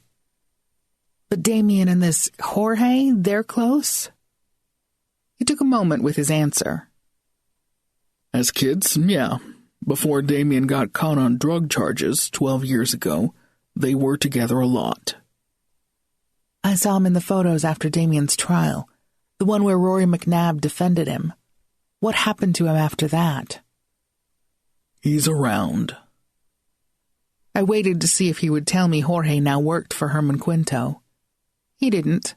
Either I knew something the feds didn't know, which seemed unlikely, or he was holding back information to see what I would reveal. I hate these little cat-and-mouse games. Damien Baca claims to have cleaned up his act and gotten completely away from the drug trade. Is that true? A half nod. Seems to be. So what about his cousin?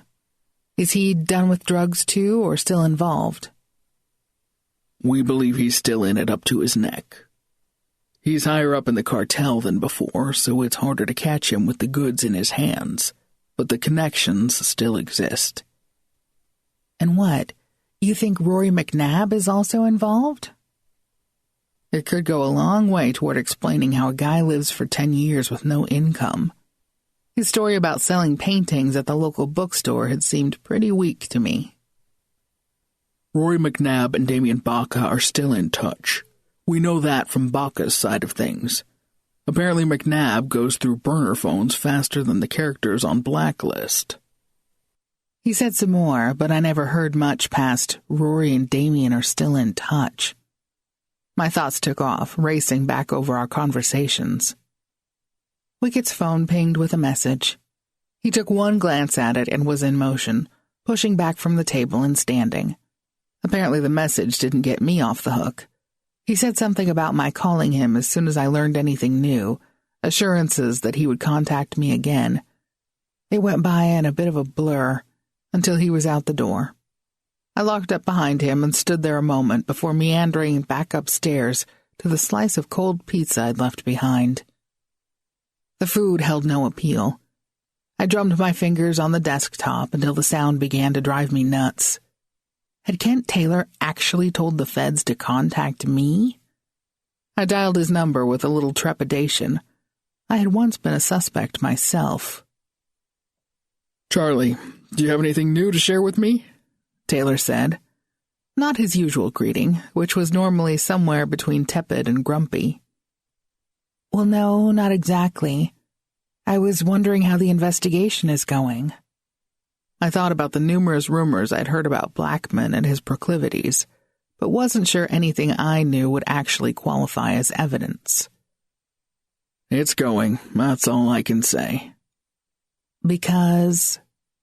Apparently he wasn't going to bring up the marshal's name, so I wouldn't either. Because that's all I can say. The man can be so frustrating to talk to. Kind of like when my mother's answer to why was because I said so. I hated that. A kid wants more info. And this kid wanted more info. But I wasn't getting it.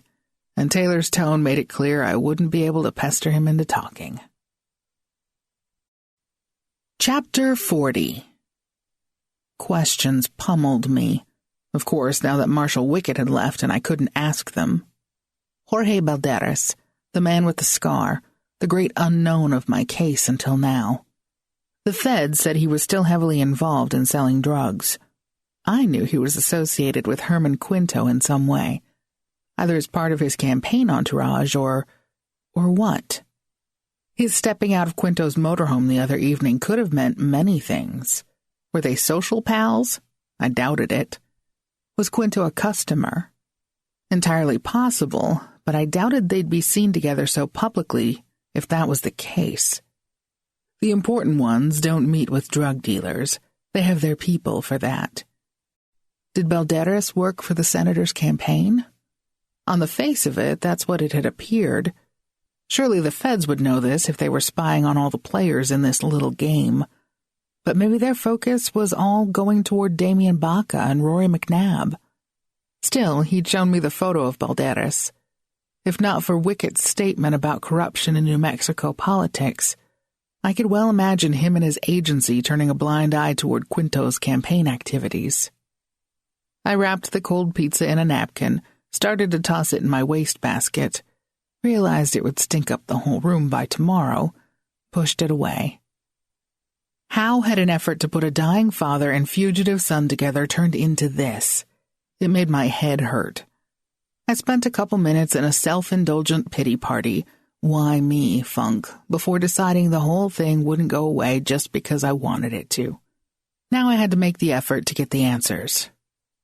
The feds wanted intel on Herman Quinto. APD had a murder to solve.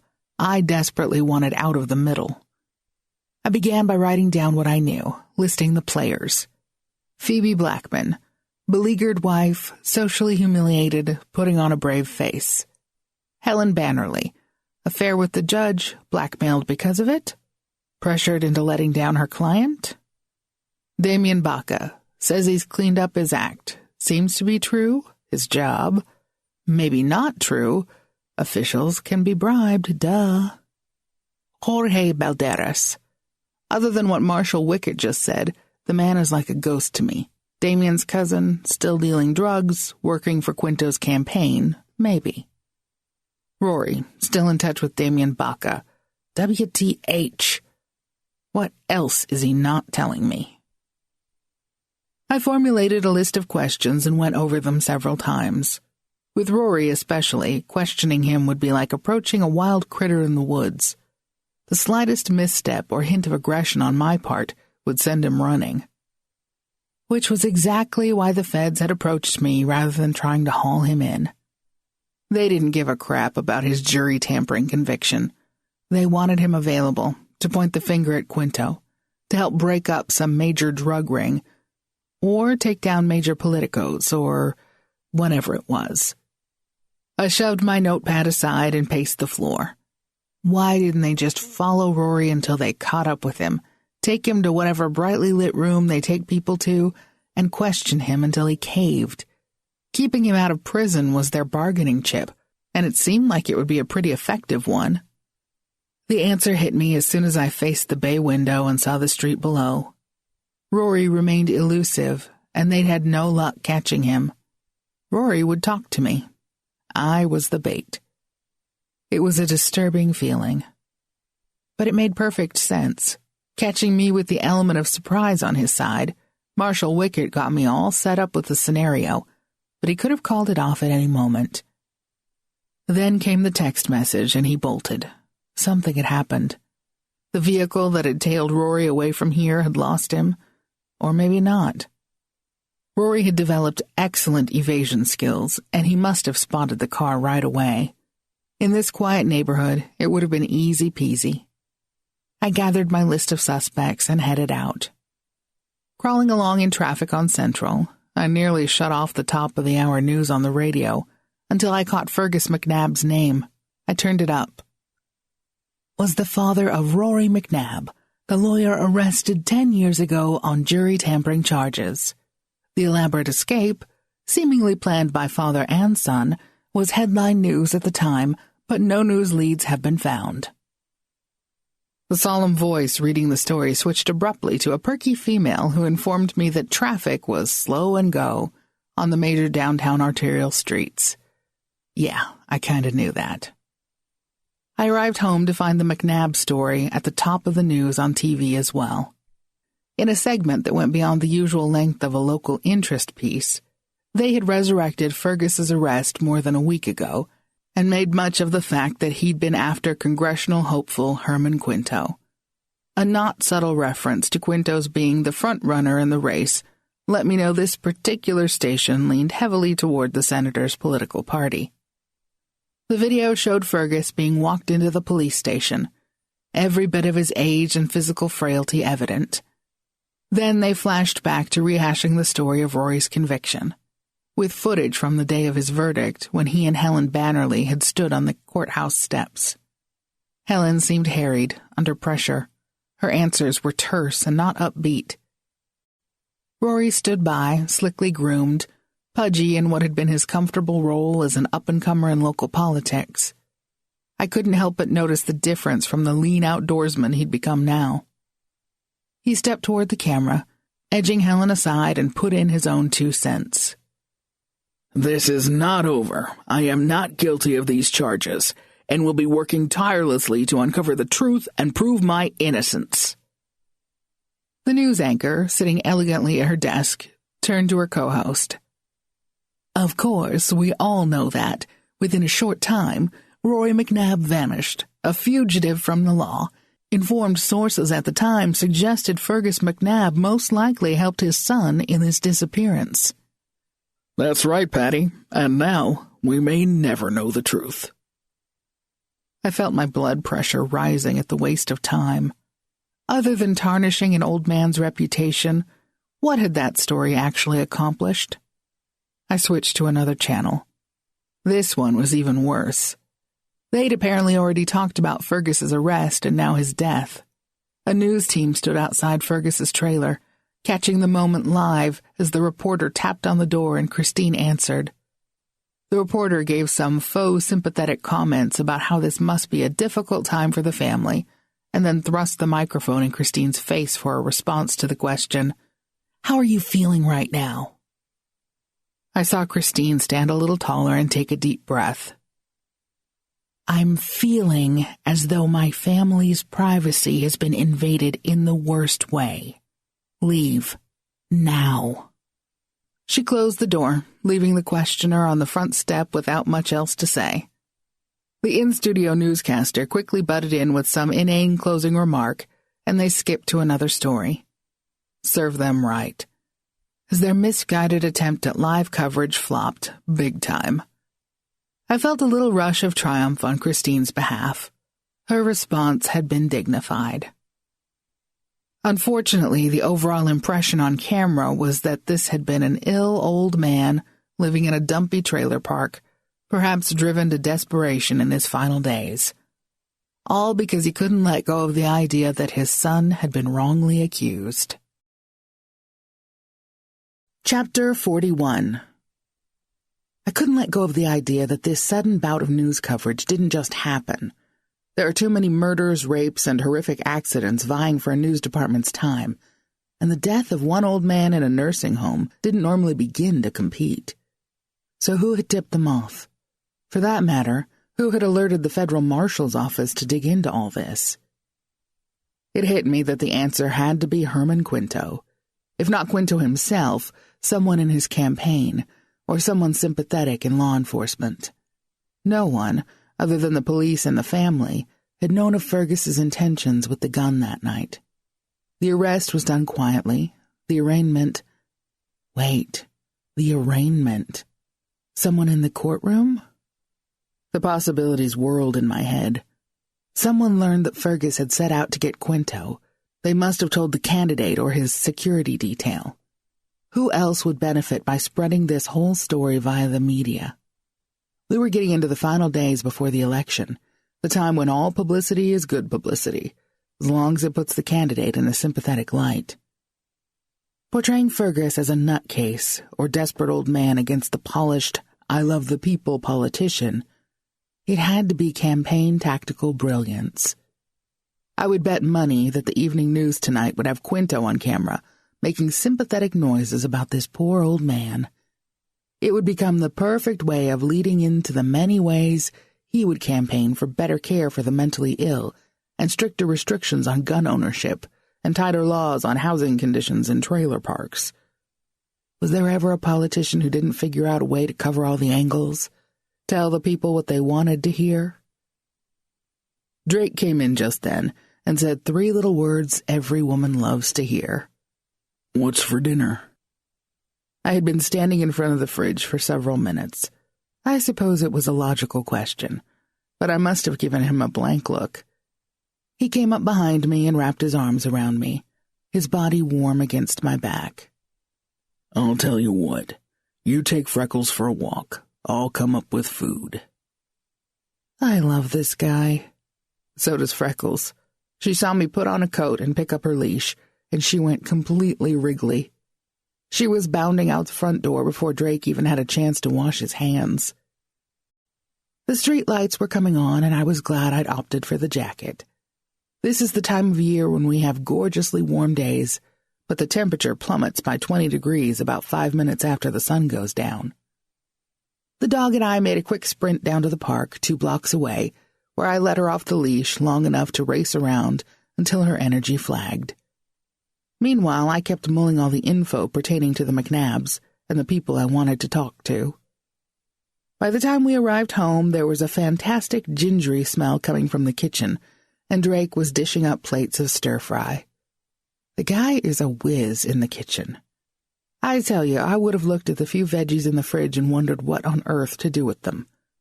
He'd chopped and stirred them into this fantastic medley. I asked about his day. Routine, he said, just flying some A-list actor from the airport to his ranch outside Santa Fe. He asked about mine, and seemed much more impressed by the visit from the federal marshal's office than by the actor who'd talked nonstop about himself for 2 hours. I laughed. Better to listen to someone's ego than to be quizzed by a government agent, I thought. But we let it go at that. I woke up in the morning with an itch to wrap up this case. Fergus's memorial would be this afternoon. No doubt Rory would disappear soon after. As I lay in bed, savoring the last few minutes of warmth before I had to get up, I allowed myself the luxury fantasy of just letting it all go. Let Fergus be put to rest. Let Rory vanish into the woods. Let Herman Quinto win the election and learn for himself that a state senator from New Mexico would be a minnow in the ocean of Washington, D.C. But that wasn't fulfilling my promise to Fergus, that I would try my best to find the evidence to exonerate Rory, to allow him to move back to his home state, or at least use his real name and walk the streets freely. Helen Bannerly wasn't happy to see me. I'd made the appointment in Elsa Higgins's name, and she'd blocked out a whole hour, so she couldn't very well dodge me or invent another pressing engagement. At first, she pretended she didn't remember me or my previous visit, and I let her go along with that through the introduction and getting settled in part. "It's been bothering you, hasn't it?" I asked. "Knowing you could have done more to prove Rory McNab didn't do what they said, and you didn't ask the right questions?" She squirmed in her chair, gave some attention to a flaky cuticle. Something more was going on behind the scenes. A cool pose, her lips in a straight line, chin high, but her eyes gave it away. "Helen, who was blackmailing you? I know about you and the judge, and I know you would have done anything to keep it quiet." When her lower lip quivered, I knew I had her. "Helen, a man's family was separated by this. His father gave up the last 10 years of his life without being able to see his son." A fat tear pooled in the corner of her eye. "There were pictures," she whispered. She cleared her throat. "I didn't know the man." "The blackmailer?" "Yes. He had photos, pictures of Aldo and me. Nothing, pornographic or anything. But there were shots of us in a quiet restaurant, holding hands across the table, heads close together. If my husband had seen them, there was no innocent explanation." "How could he prove those weren't taken years earlier? Wouldn't that have been a logical thing to say if he confronted you?" She shook her head. "I wore my hair longer then. In the photos it was cut in the style I've worn ever since. The truly damning thing, though, was that one of the pictures clearly showed my wrist, and I'm wearing a bracelet Charles gave me." "So it was proof. But how did it relate to the case you were defending at the time?"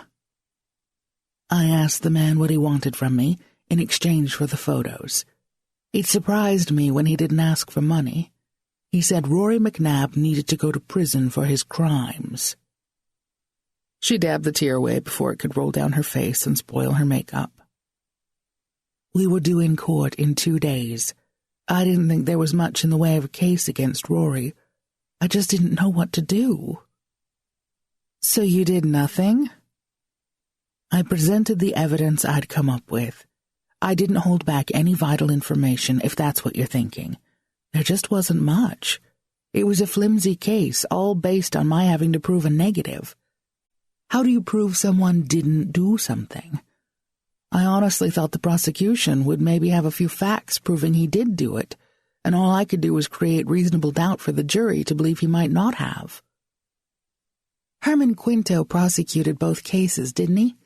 The one against Damien Baca and the one against Rory? Do you think that was coincidental or political? Coincidence? No, I don't think there's any way.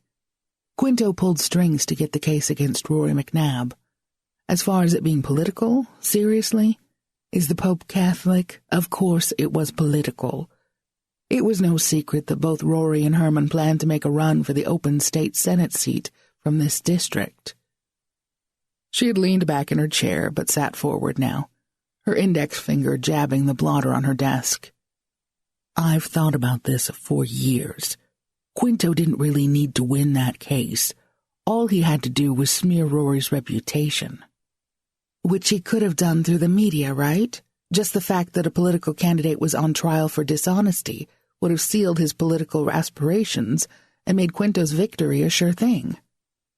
Most likely, but in politics you can never be sure. Also, the timing had to be just right.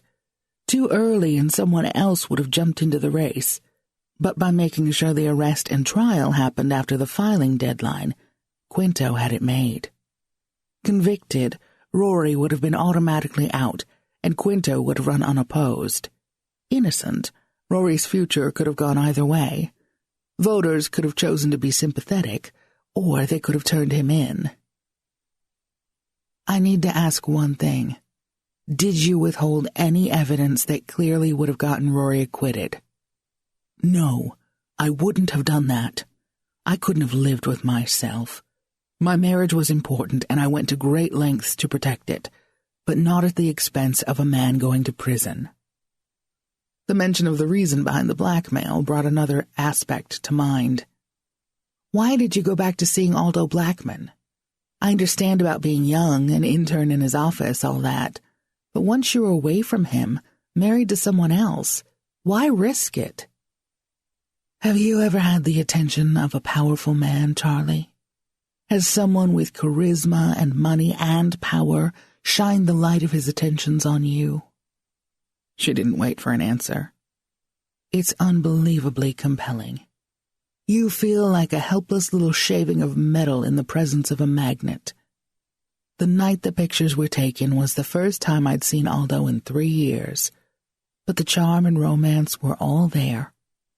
I agreed to meet in the restaurant, and it was fully my intention to tell him I was happy and didn't want to see him again.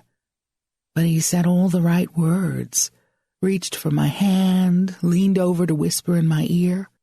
That had to be the moment the photos were taken, by someone at another table who was very discreet about it. You were set up. Do you hear what you're saying? How you're describing this? Everything was perfectly in place. Her face drained of color. What? You think Aldo knew? That he could have been involved in the blackmail too? He and Herman Quinto were great buddies. Why else would Blackman call you out of the blue after several years? He was going to help his friend politically. He could have done that in the courtroom. And he did. But having you in the chain, they didn't know what evidence you might present in court, so this was extra insurance. Risky, though. You could have blown them both out of the water by revealing this. She made a scoffing sound. It wouldn't have hurt Aldo. He already had a reputation. You don't get it, Charlie. A male cheat is perceived as a stud. A female cheat is called a slut. And I don't care how modern we think we've become, that's still how it plays out. In this case, it would have played out publicly. He would have made some "I never had sex with that woman" statement, and I would have lost everything. I felt a little silly, having made the suggestion. She was absolutely right. Chapter 42. Unless I planned to show up at a funeral in jeans, I needed to get home and change clothes. A quick rummage through my closet brought out a dark green skirt and blouse. Other than one pair of slacks and a cocktail dress, I don't own a whole lot of black. I figured Fergus wouldn't have cared. The mortuary had set aside a small chapel for the service, but with only a dozen people, an urn of ashes, dolorous music, and 3 sprays of flowers, one from Drake and me, it had a pitiful feel to it. Christine's husband officiated, saying some nice words and reading a few Bible passages. There were some tears, but mostly the older friends said things about Fergus being out of pain now, about his finally getting to be with his wife in heaven, and how sad it was that Rory couldn't have been here. I listened and wondered if that last bit was for the benefit of the 2 strangers no one else seemed to know, the ones I would have pegged as law enforcement any day. Christine had told me the service would be followed by a small family gathering at the cemetery, where her father's ashes would be buried next to her mother, his beloved Mary Ann. As soon as her husband had run out of things to say, she stood up and included everyone in the invitation. I had already planned to follow along discreetly and check it out from a distance, hoping Rory would show up at some point. Of course, the cops were probably thinking the very same thing. A lone reporter with a cameraman stood near the sidewalk where the mourners had to pass. The sight of them made my temper flare, and I stalked right up to the female who appeared to be about 19. Seriously? You guys can't give this family some privacy to grieve? Get out of here. There's no story, so leave them alone. Almost to my amazement, she didn't answer back with some smart remark about freedom of the press. She actually looked appropriately embarrassed. She turned to the camera guy, who shrugged, and they picked up their gear and headed toward a small blue car with the local TV station's logo on the side. I gave myself a little smile of approval. It was the first time I could recall playing the age and maturity card and having it actually work. I crossed the parking lot, heading for my Jeep, and caught Christine's eye. She gave me a quick thumbs up, indicating that I would follow her family. I joined the small procession behind the black limo with her husband, daughters, and 2 grandchildren. 4 of the older couples came along in their own vehicles. I wasn't happy to see a dark sedan from the back corner of the parking lot follow us. The inevitable law enforcement contingent. Or the 2-person news crew who apparently didn't know what leave them alone meant after all. Last weekend had eaten up the remainder of our Indian summer weather. Today had turned blustery, and although the sun was shining, the wind had a bite to it. Albuquerque's cemeteries aren't of the variety with rolling hills, green lawns, and towering old trees like you see in the movies. We had a couple of those, but most are doing the best they can with a desert landscape, and many are downright pathetic little squares of dirt filled with white crosses and artificial flowers. Fergus's wife must have had a say in the choice of final resting place, because their double plot sat in one of the grassy places called Perpetual Care. I didn't know if the term was meant to make the survivors think their loved ones were receiving special treatment, or if it simply meant there was a grounds crew who mowed the grass regularly.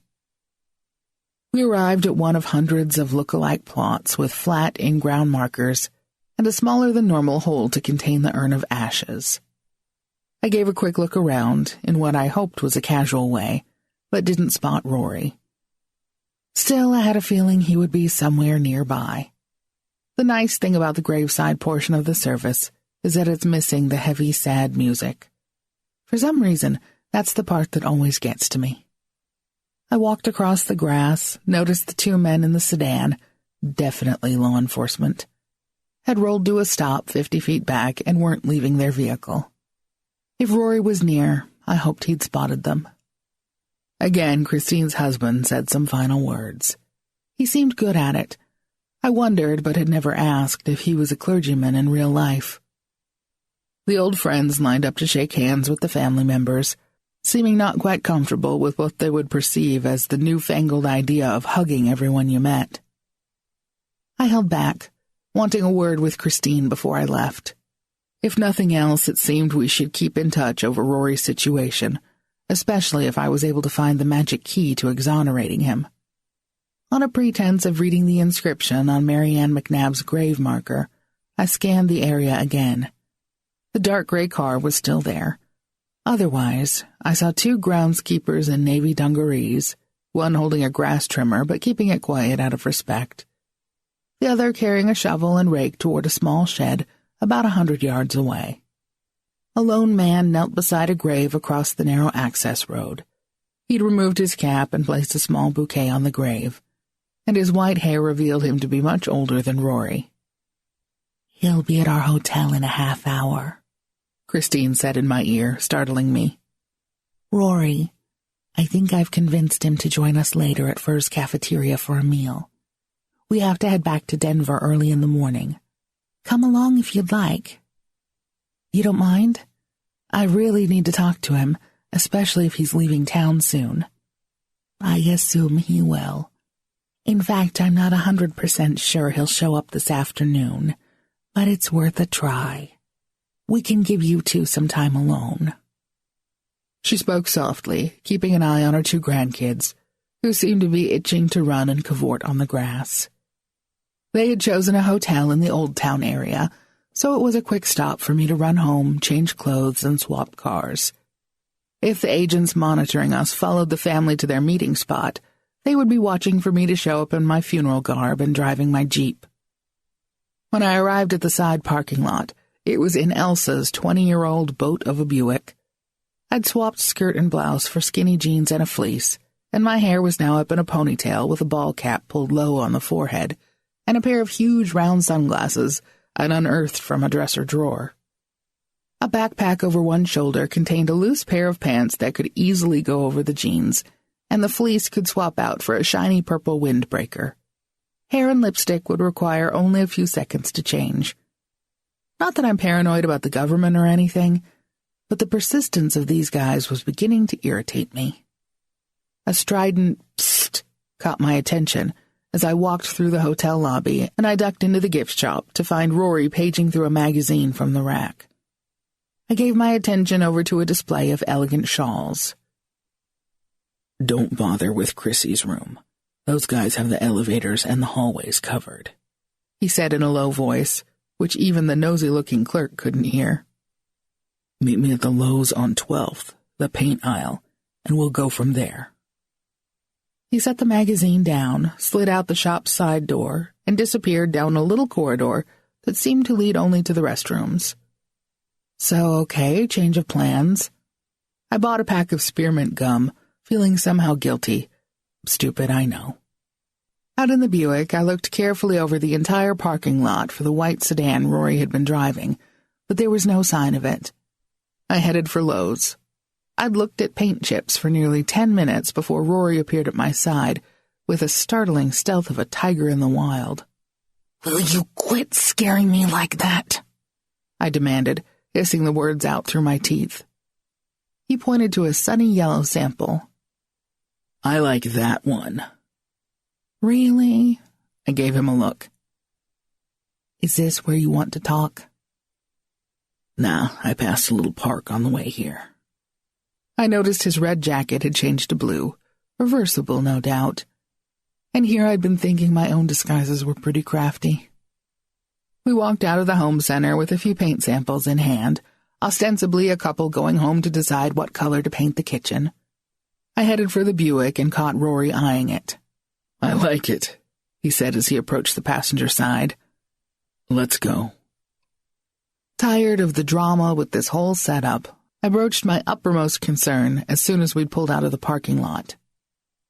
"You and Damien Bacchus stayed in touch after his trial, didn't you?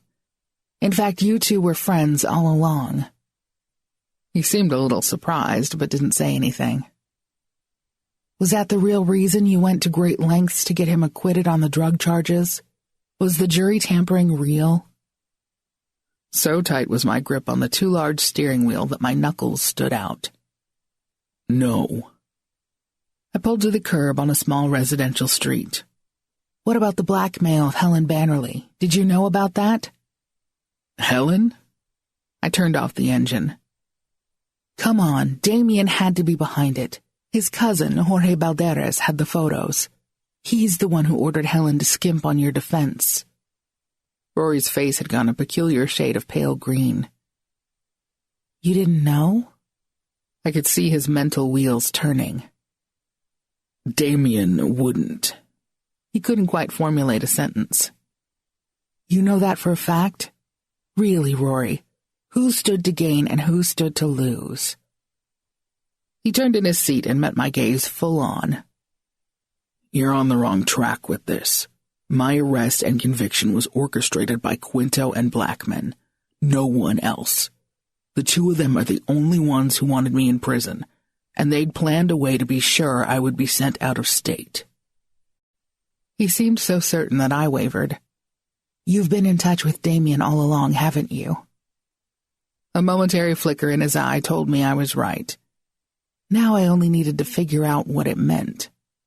I had scratched the surface of the truth at last, but this whole thing went even deeper. Chapter 43.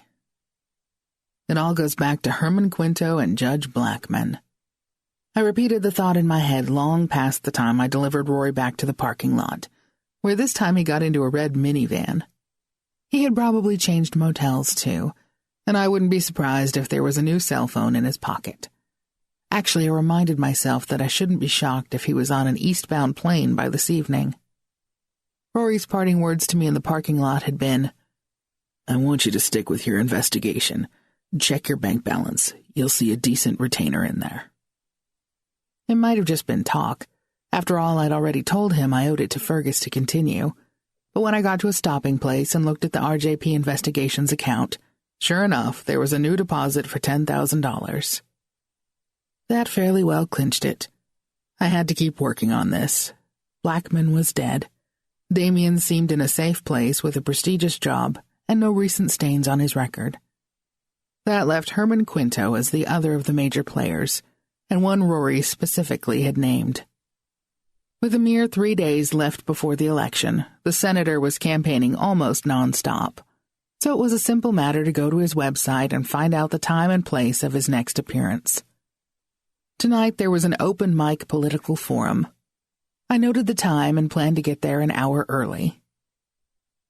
On the off chance that his last cell number was still valid, I called Rory. I need more information, I told him. You told me your arrest and conviction was all planned by Herman Quinto and Judge Blackman. How? I'm going to confront him, and I may only get the chance to make 1 or 2 points. What should I ask? The line remained quiet for several long minutes, although I could hear him breathing, could almost hear him thinking. There's so much. Does he know who murdered the judge? That would be big. Yeah, it would. Back then, Damien had photos and delivered them to Quinto, blackmail photos against the judge. Damien told me Quinto bought them as insurance, to be sure any case of his that went to Blackman's court would get swayed in his direction. I imagine that would have been nearly any case, because the judge could manage to hear what he wanted and pawn the other cases off to other judges. Including the case against you. Right. Did Damien keep copies of the pictures? Plan to use them himself? Maybe leak them to the press? No, I doubt it. Doubt, not certainty. Is there any chance I could get a hold of those photos? I don't think Damien quite trusts me yet, but if you were to tell him... I'll make a call. 10 minutes later, I had arrived at my office when the phone rang, showing an unfamiliar number. I remained in the car to take it. Charlie, it's Rory. Sorry, no photos. They're gone? Forget the photos. I wanted to pin him down as to whether they were destroyed or never did exist, but what was the point? He'd clicked off the call almost immediately. So I would go to the Quinto rally armed only with my wits and my anger over not being able to talk to him privately. Scary thought. The upper windows of the Victorian were dark. Both Sally and Ron were gone now, and I honestly couldn't think of anything pressing for me here. Deciding to switch vehicles again before tonight's political rally, I backed the Buick out and headed for home. An uneasy, edgy feeling crept over me as I drove. Was I being a complete fool to confront such a dangerous man? On the other hand, was Quinto truly a threat to me? Like many politicians, he was probably all talk. Other than the machinations done behind the scenes to pave the way for his career, I had no evidence at all that he was capable of violence. All this self-talk was designed to convince myself I should go to the rally rather than holing up at home and staying out of it. I brought Elsa's car to a rest in her driveway. Having served the combined purposes of chasing around town in a different vehicle and giving Elsa's car a little exercise, I would be glad to be back in my own wheels right now. Drake was fixing himself a sandwich in the kitchen and offered me one, but I declined. My stomach still felt in a twist. I invited him to attend Quinto's rally with me, at which he laughed, vigorously shook his head, and told me he would rather watch reruns of Friends than go to anything political. Truthfully, so would I. While he settled in front of a NASCAR race rerun on TV, I went to the bedroom and surveyed my attire in the mirror. Jeans and sweater seemed okay. I took off the ponytail band and shook out my hair, giving it a brushing for good measure, and touching up my lip gloss. My pistol was now in the glove compartment of the Jeep, and that was where it would stay. The rally was to begin at 7 p.m., and I had a 20-minute drive to get to the venue. Allowing time to park and get into the building, it was none too early to leave home now. I emptied my purse of all sharp objects, such as nail file and the tiny penknife that comes in handy for a jillion tasks, along with the hand sanitizer gel that always gets me stopped in airports. Surely my wallet, keys, small spiral notebook, and 2 ballpoint pens would pass inspection. Everything went as planned. Once past the building security, I accepted a glass of the complimentary champagne, more to boost my courage than anything else. Most of the people were milling about in the lobby, hoping to catch the candidate on a casual walkthrough and shake his hand before he began speaking. I set my half-full plastic flute aside and decided to check out the seating arrangement. 2 aisles led from the lobby into the auditorium. While the seats in the center section looked to be the most prestigious, I noticed microphones set up on stands at the foot of each side aisle. This was where people wanting to ask questions would queue up for the privilege. I walked straight down the sloping walkway to one of them and took an aisle seat that ought to place me near the head of the line when the time came. Yes, people would have to step in front of me to take the inner seats on that row. No, I did not care. I had tried several times to talk with the senator privately. Now he would meet me on my terms. I'd hardly settled into my seat when angry voices over the speaker system caught my attention. Glancing around, I didn't spot the cause. A few dozen people had taken seats and most were chatting among themselves. With the second outburst, nearly everyone froze. "Sir, your microphone is hot." "Shit. Whose fault is that? Get the stupid little twat over here." It was the familiar voice of Herman Quinto. The curtained backdrop fluttered, there was a thud, and a moment later a young woman in a white shirt and navy blue skirt stumbled onto the stage through the split in the draperies. Her face flamed clear to the roots of her blonde hair. One shoe had a broken heel, and she limped off stage without looking toward the audience. My heart went out to her. The male voices no longer came over the audio system, but someone backstage was receiving an ass-chewing that was not likely to be kept secret. Clearly, they had no idea the auditorium was filling rapidly. The intern must have said something, because, as if a switch went off, the voices stopped. I seethed inside.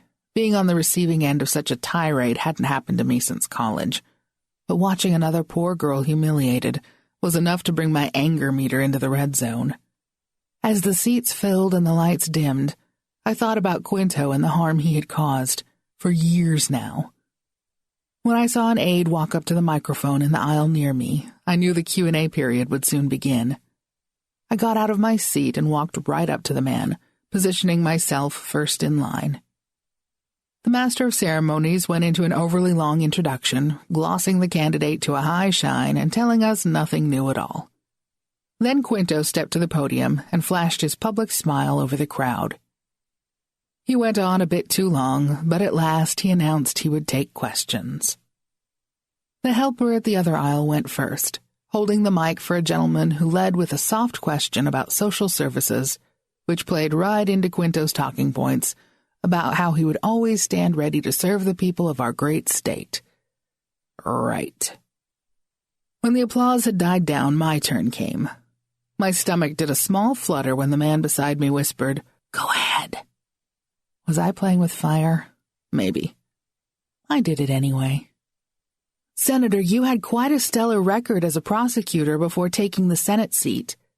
Could it be your blackmail attempt against another attorney was an embarrassment?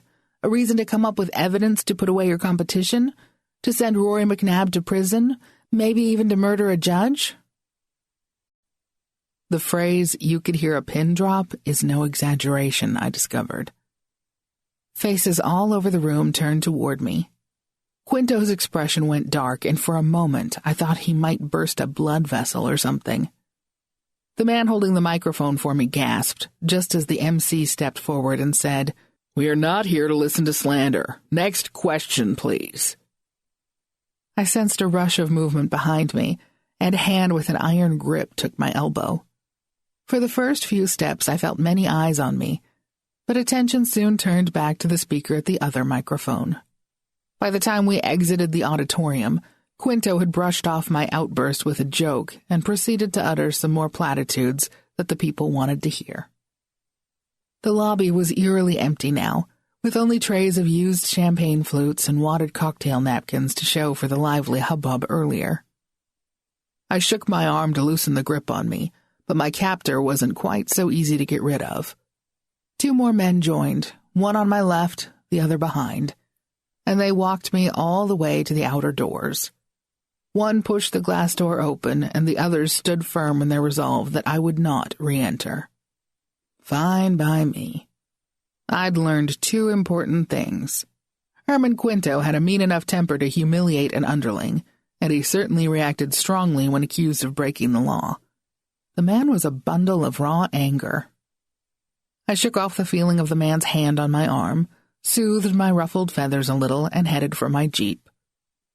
Since my arrival, the parking lot had filled completely, and I traversed 3 rows of parked cars before knowing for sure I was in the right direction. Edging between 2 cars as I headed for mine, I fished around in my shoulder bag for my keys. At the moment when I wasn't looking up, someone stepped into my path in the darkness. It was the gun aimed exactly at my gut that caught my attention. My first thought was of my own weapon locked away in the glove box, out of reach. Every hair on my arms bristled. "Keep away from Senator Quinto," came the low growl. "It's someone else, somebody you know, who wanted the judge dead. The next time you come anywhere near Mr. Quinto, this will go a whole lot worse." I couldn't breathe. I've been face to face with killers before, but this felt claustrophobic. The dark section of the lot, being wedged between the cars, and his 9mm Glock only inches beyond my grasp. I froze in place and willed my brain to come up with a plan. The man glanced around, and there was a fraction of a second when the light from one of the parking lot lamps hit his face. It was the man with the scar, Jorge Balderas. He saw my recognition, and in the blink of an eye he slipped away and disappeared in the dark. Chapter 44. I dashed to my Jeep, locked myself inside, and started the engine. Where had he gone? I cruised the length of 2 rows of parked cars looking for signs of Balderas, realizing the foolishness of actually finding him. That Glock had been real, and he had the advantage of knowing my exact position. He could stand up and shoot through my windshield before I even spotted him. The moment I neared the exit, I took it and headed for a major street where the traffic lights were not so widely spaced. By the time I saw a string of fast food places, I realized my hands were shaking. My confrontational attitude to Quinto, being roughly escorted to the door, and the warning from Balderas, it all teamed up to frazzle me. I pulled into the entrance of a Taco Bell. My stomach was much too knotted to consider food, and caffeine didn't seem like the thing to calm my trembling hands. I backed into a parking space, took a couple of deep breaths, and watched the movement of traffic. With no idea what Jorge Balderas would be driving, every little aberration in the flow put me on edge until I began to talk myself down from it. Okay, I had willingly gone to the rally and had stupidly challenged the senator. So yeah, I had practically asked to be thrown out. I needed to get over that and make smarter choices in the future. The parking lot face-off was another thing. It was as if Balderas had been waiting for me. I tried to think back, to remember faces in the crowd at the rally. Quinto's staffers were all over the place, and Jorge must have been among them. He wasn't my escort out of the building, but he could have been following along. He might have been standing outside, able to see the two who dragged me to the door, and maybe he circled around as I approached my vehicle. He worked for Quinto, so why would he warn me? Why not get rid of me? With everyone inside, I could have been beaten or killed in the parking lot, and it would have been explained away by the police as a mugging. Those things happen. No, Balderas didn't want to kill me, or he would have done it. Did that mean Quinto didn't want me dead? What was it he'd said as he faced me with the gun? He said it's someone I know who was behind the judge's death. Someone I know. Who? My immediate thought went to Damien Baca, Jorge's cousin. Now the question was, why? Damien had narrowly avoided the wrath of the court. So why would he hold a grudge all these years later and take a chance on killing Judge Blackman? It just didn't make sense. Helen Bannerly. Now there was someone with a strong motive. Maybe all my questions had stirred up old hurts, old grievances. She might have confronted the judge, wanting to be sure she'd gotten all the photos and destroyed them. Or maybe she simply wanted him to hear her. When we aren't feeling heard, when that person who wronged us doesn't even realize what they've done, it's a powerful temptation to speak out. Helen seemed more logical a suspect than Damien. 20 minutes passed by the digits on my clock. My hands had quit shaking, my antenna had retreated. In the post-adrenaline low, fatigue hit me like a truck, and all I wanted was to go home. Tonight's scenario played out in my head. Suddenly I had a strong suspicion who had killed Judge Blackman, and there was nothing I could do about it. Chapter 45. My phone rang before daylight. I rolled toward my nightstand to see who it could be. Only a very few people are exempt from the restriction of ringing my phone before 7 a.m. Drake, Ron, and soon Dottie Flowers. Drake was asleep beside me, but this was Ron. "What?" I grumbled. "Turn on the TV. You'll want to see what's going on." He hung up. I rolled out of bed, instantly alert as I shoved my arms into the sleeves of my robe. It was 5:12 in the morning. As far as I knew, only one of our local stations had initiated an early riser show. I went into the kitchen and switched on the small set there. Kent Taylor's familiar face came on. Overly bright light shone off his face, giving him a deer-in-the-headlights look, as well as a really unflattering expanse of high forehead. "Suspect was unfortunately shot by our officers after he opened fire on the detachment tasked with arresting him." "On what charges was he being arrested?" "Based on DNA clues found at the scene of Judge Aldo Blackman's murder, we determined Mr. Balderas was involved. He was being arrested on suspicion of committing that murder, although of course there would have been extensive questioning, followed by due process of law." The camera panned out slightly, and I caught sight of Daniel Wickett, the federal marshal who had come to my office. So apparently this was a joint operation of some kind. The reporter asked another question, which I missed by being distracted, but Taylor dismissed it and turned away. Another camera caught a scene with a black body bag on a gurney being wheeled to the back of the medical investigator's van. Jorge Balderas, the man with the scar on his lip. Saliva rushed into my mouth as I realized this man had confronted me less than 12 hours earlier, warning me and pointing a gun at my gut. I swallowed hard. The reality of having been in the killer's sights, it hit me hard. The reporter recapped. So once again, in the early morning hours, police attempted to arrest their lead suspect in the death of Judge Aldo Blackman 2 weeks ago.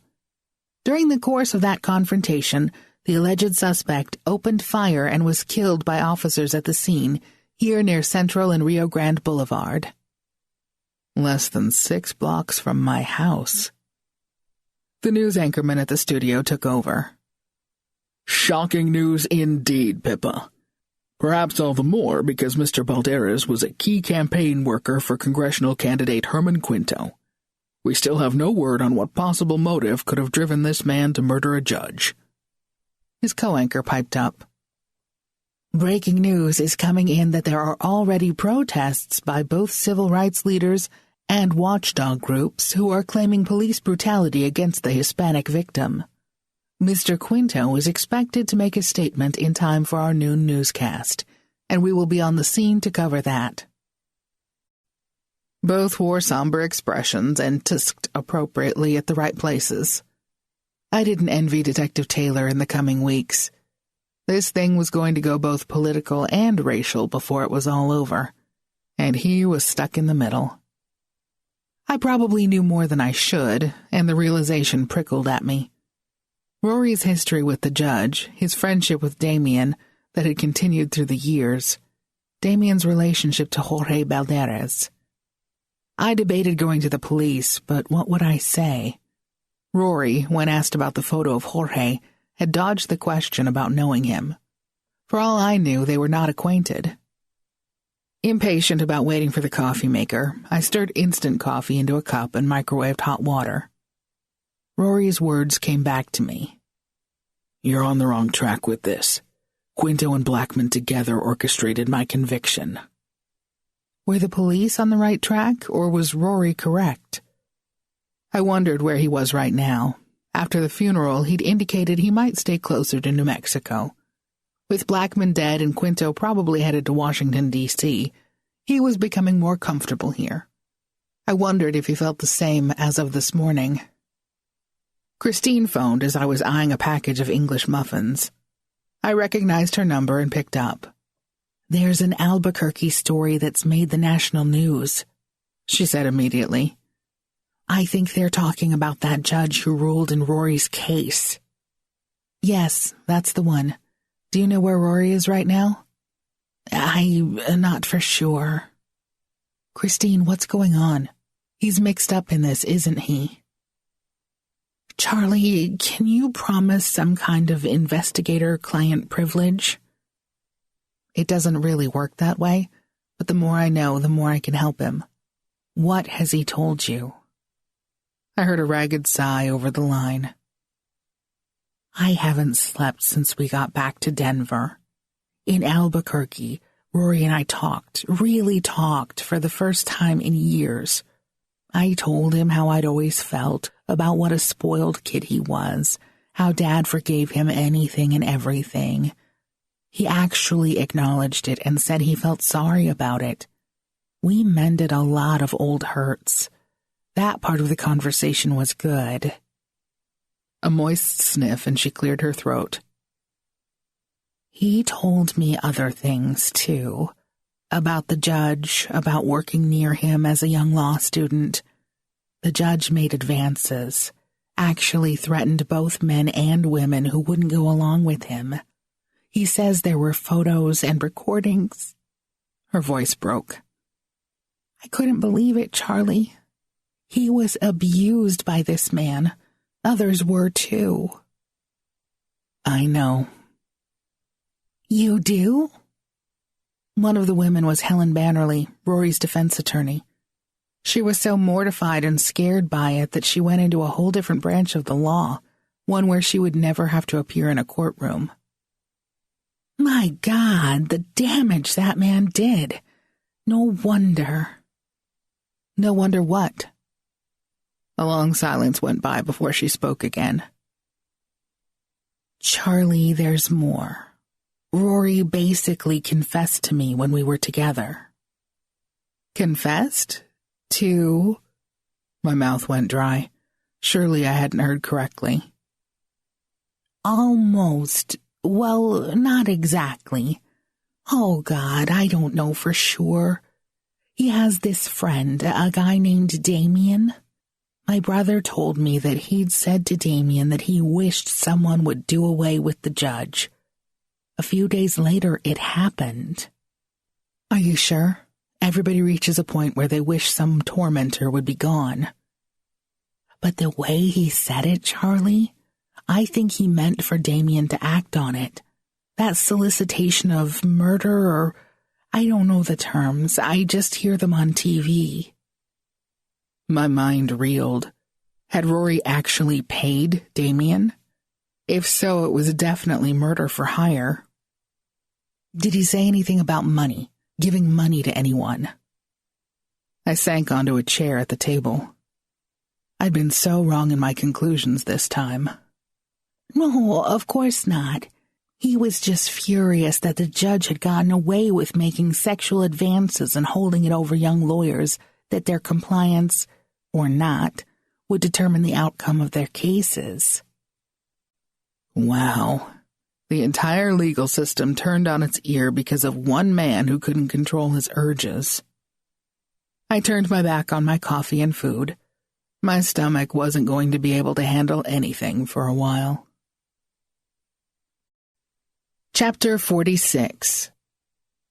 I was sitting in the same chair at the kitchen table when my phone sent me a reminder notice. At first I couldn't remember what I had wanted to be reminded of. The message said, Dottie at 11. It was Graham's big homecoming day. I couldn't believe I'd spaced it out. Dottie Flowers was coming early, and we would go through the house so I could make sure she could easily find things. She would stay in my old bedroom, where, with her door open at night, she would hear if Graham called out for assistance. She drove a cute little boxy purple car and tooted the horn as she pulled into the driveway. I'd stepped out of our front door at that moment, and she gave a huge smile and wave as she brought the car to a stop and spotted Freckles bounding toward her. The clenching feeling in my gut eased.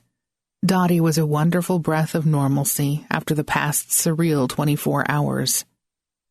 "Hey, Miss Charlie. You're just in time to help me carry my stuff inside," she said as she opened the back door of her vehicle. "Hey, little Freckle honey. Dottie brought you some yummies. Just wait till I unpack." Out came 2 large suitcases, a big folded quilt. "Gotta have this. My grandma made it." A bowling bag, in case Miss Elsa want to knock down some pins with me on my day off. And a box filled with picture frames. The grandbabies in California. She piled the quilt and cardboard box in my arms, and I held out a hand for the bowling bag. She picked up the 2 suitcases by herself and managed a fancy hip bump method of closing the door. My eyes must have grown round because she laughed. "In this job, I gotta be what you'd call multi-talented." We headed for the front door.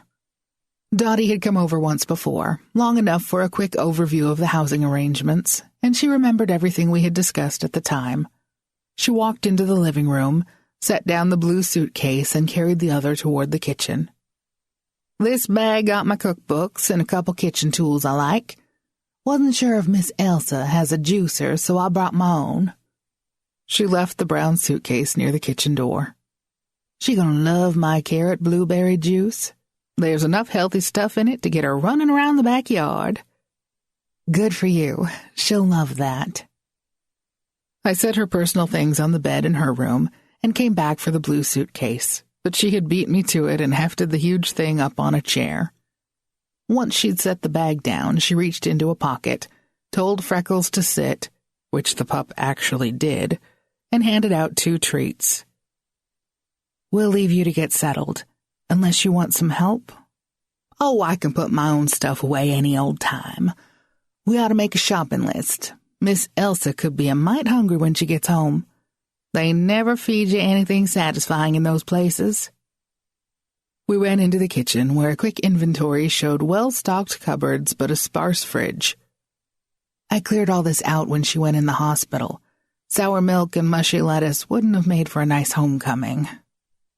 Oh, you got that right. She was jotting little notes on a little notebook she'd pulled from her pocket. I'll just run to the store and get us some things. Was it 3 o'clock your brother's supposed to bring her here? That's right. When I talked with her yesterday, she said she wanted Drake and me to come over this evening to watch the election returns with her. Do you think she'll be up to it? Well, let's give it a try. If she's too tired, she'll probably just doze off in her chair. Dottie was gathering her purse and keys. I'm planning a nice warm soup for dinner, and y'all welcome to come. If you're sure it's not too much trouble to cook for 3 more. She's always been interested in the elections, so I bet she'll set up. It was a midterm year, so I didn't expect things to get terribly exciting, but I was interested to see how it turned out in the congressional race. Quinto had been ahead in the early polls, so I doubted there would be any real surprises there. The thought made me feel a heavy sadness. We parted, and Freckles and I ran a few errands ourselves, then settled back at home. An hour later, I saw Ron's car pull into Elsa's driveway next door. Graham at home. I instantly felt better. Freckles and I raced out our front door at the same time Dottie came from Elsa's. We all ended up beside the car door Ron was opening for our sweet patient. Dottie gave Freckles a stern look and put her hand in her pocket. The dog immediately sat and received a little treat. I needed to take lessons from this lady. Ron and Dottie offered elbows for Graham to use as they walked her up the 2 steps to her porch. I carried the tote bag I'd packed with a few essentials. What seemed like ages ago. It was overflowing now with cards and little packages, and I was happy other people had gone to visit her while I'd been so distracted these past few weeks. By 5 o'clock, Dottie's chicken noodle soup began to send a fantastic scent throughout the house. Even Elsa, who had settled into her favorite chair for a little nap, perked up and eagerly joined all of us, where she reigned at the head of the dining table. I felt a huge flow of relief to see her here, glowing again and happy her little brood was together. Drake and I cleared the table and did the dishes, while Dottie tended to Graham, and Ron organized seating around the old TV set in the living room. Election night coverage had begun hours ago, with national stories. It didn't take long to realize that all the predictions about Herman Quinto's victory were coming true. He was to be our next U.S. congressman. My heart was somewhat heavy, but I felt certain Washington and the political machine would welcome him with open arms. Chapter 47. Never make promises to a dying man unless you love him deeply. You just end up feeling negligent, and once he's gone, you can't even sit down with him and explain why you couldn't fulfill the promise. I thought of Fergus all morning, of a father's blind love for his son, and how he tried every possible avenue to clear Rory's name. The old man had been willing to die violently, to go down in a blaze of glory, as he called it, to get rid of the man he perceived as guilty. How wrong he'd been about Quinto. The man was no saint. He'd been friends with a real villain. But in prosecuting Rory McNab, it seemed he'd simply been doing his job. And now it looked as if Rory wasn't so innocent after all. I felt that my obligation to Fergus had come to an end. I would not be able to prove Rory innocent after all. Even if the jury tampering case were to magically go away, a murder charge would be far worse. Murder of a district judge? Surely there was a death sentence attached to that. On the other hand, what's the obligation to seek justice when the so-called victim of the murder was a heinous person to begin with? Would society have prosecuted and hanged someone who'd managed to kill Hitler? When my phone rang just before noon and showed unknown caller on the screen, I had a feeling. I took the call and heard Rory's voice. Charlie, can we talk? Where are you? Meet me at the Isleta exit off I-25. 15 minutes. It'll take me 20 to get there. Don't alert the police, please, at least not until you hear me out. Out of curiosity, I agreed to the meeting. 21 minutes later, I exited the interstate and looked around for my client. He'd switched vehicles again, this time to a black SUV parked at the edge of a bare dirt half-acre of space. He signaled from the driver's window and I pulled alongside, driver to driver, so we could talk without getting out of our vehicles. He looked older than his 49 years, older than just a few days ago, with bags under his eyes and hard lines etched on each side of his mouth. Chrissy called me. She told me about talking to you yesterday. I nodded. I suppose you've seen the news about Jorge Balderas? Yeah, I really didn't think it would go that way. I never asked anyone to get rid of the judge. How did you think it would go? He stared straight ahead and let out a long pent-up breath. Damien had a recording. Judge Blackman saying he would get me off, free me of the jury tampering charges, in exchange for the blackmail photos. Helen assumed it was someone within the judge's sphere who'd snapped the photos, that he was the one behind keeping her silent because he wanted to keep seeing her. Different photos. These were more graphic and showed Blackman with young men, and I mean young, as well as women. Law school students and interns, all so eager to please and ready to advance their careers. We were such a pitiful bunch. Wow, the man had no scruples at all, did he? Not on that subject. Predators seldom do. But if you had this proof, why didn't you come forward with it back then? Why let everything go so far now? By the time I saw the photos and knew they existed, I'd already been convicted of jury tampering. I was mentally in a fog, awaiting sentence, and it was Blackman who would have determined my fate. The sentence would have been a long one, and I would have been sent out of the state, so I had no contact with anyone in New Mexico. I know this, it happened to someone else, and that guy committed suicide in a California prison months after he went. How does Damien fit into all this? Initially, he was just a client of mine. He was young and had got mixed up with the Mexican cartel. His mother was such a good woman, and he came from a basically strong family. Mrs. Baca pleaded with me to work hard to get her son acquitted, swore he'd learned his lesson and would stay clean if he got another chance. I believed her. The whole family was so thrilled when Damien got off, they welcomed me like another son, and we've remained friends. They were shocked at the whole jury tampering case. Damien, in particular, vowed to help me if he could. That's when he got the recordings of Blackman saying he would let me off. I was curious about that. If a jury found you guilty, how was the judge going to get you out of it? There are situations where a judge can override a jury verdict. It's uncommon.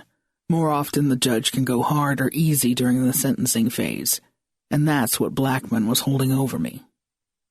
Okay, that was then. This is now.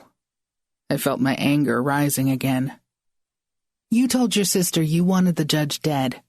Did Damien kill him? No, Charlie, it really was Jorge. I don't know what was said. Damien won't give me any specifics.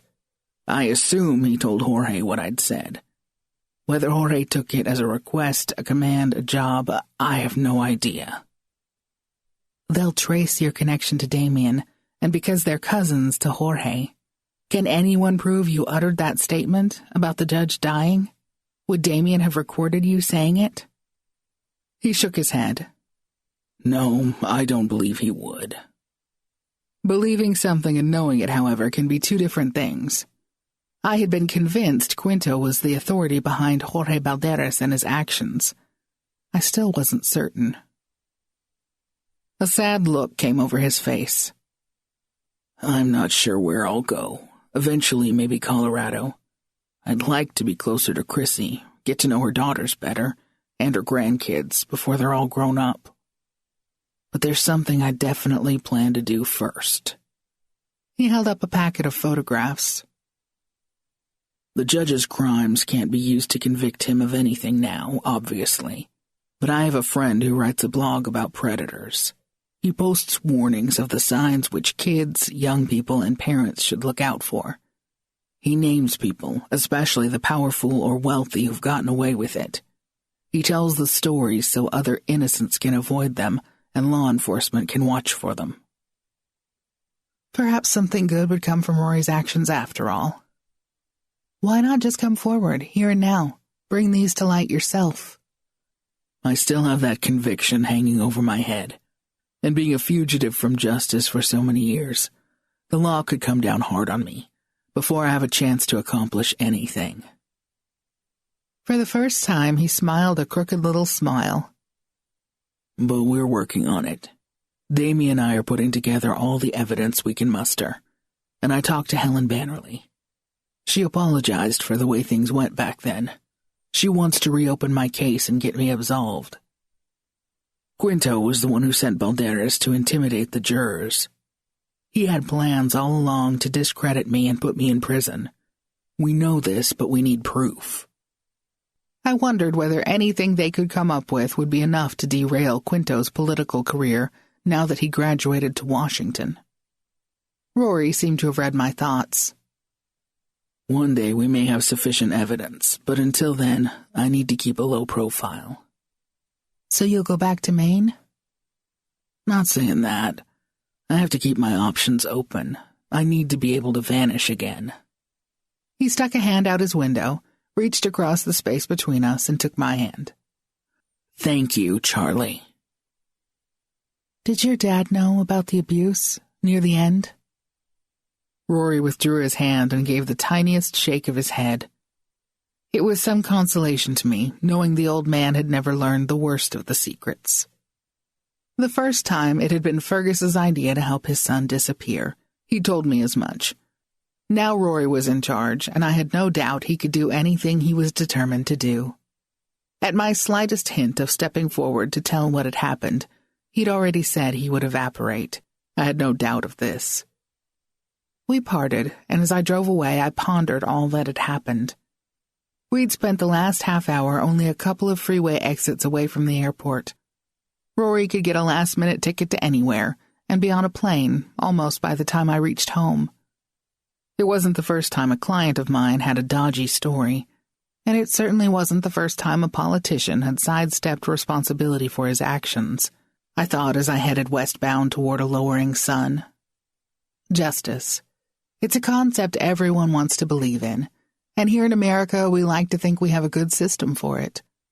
But I'm learning that things are not always black and white. There are gray areas everywhere, and how can any of us ever really know the truth? I felt hopeful that eventually Rory, with Damien's support and Helen Bannerly's help, would be cleared of the allegations that had ruined his career. Perhaps Herman Quinto's dirty tricks would come to light in the process and come back to take him down politically. I wondered where Rory would be the next 24 hours, where he would be in a year, and how many discarded cell phones there were at the bottom of that lake in Maine. This concludes Escapes Can Be Murder by Connie Shelton. This novel is a work of fiction. Names, characters, places, and incidents are either the product of the author's imagination or are used fictitiously.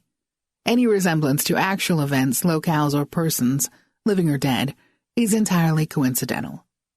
If you would like to receive our online newsletter listing new releases, simply go to booksinmotion.com and register with your email address. Newsletter members receive special discounts and freebies. No purchase necessary. That's one word, booksinmotion.com. From Books in Motion, this is Rebecca Cook. Thanks for listening.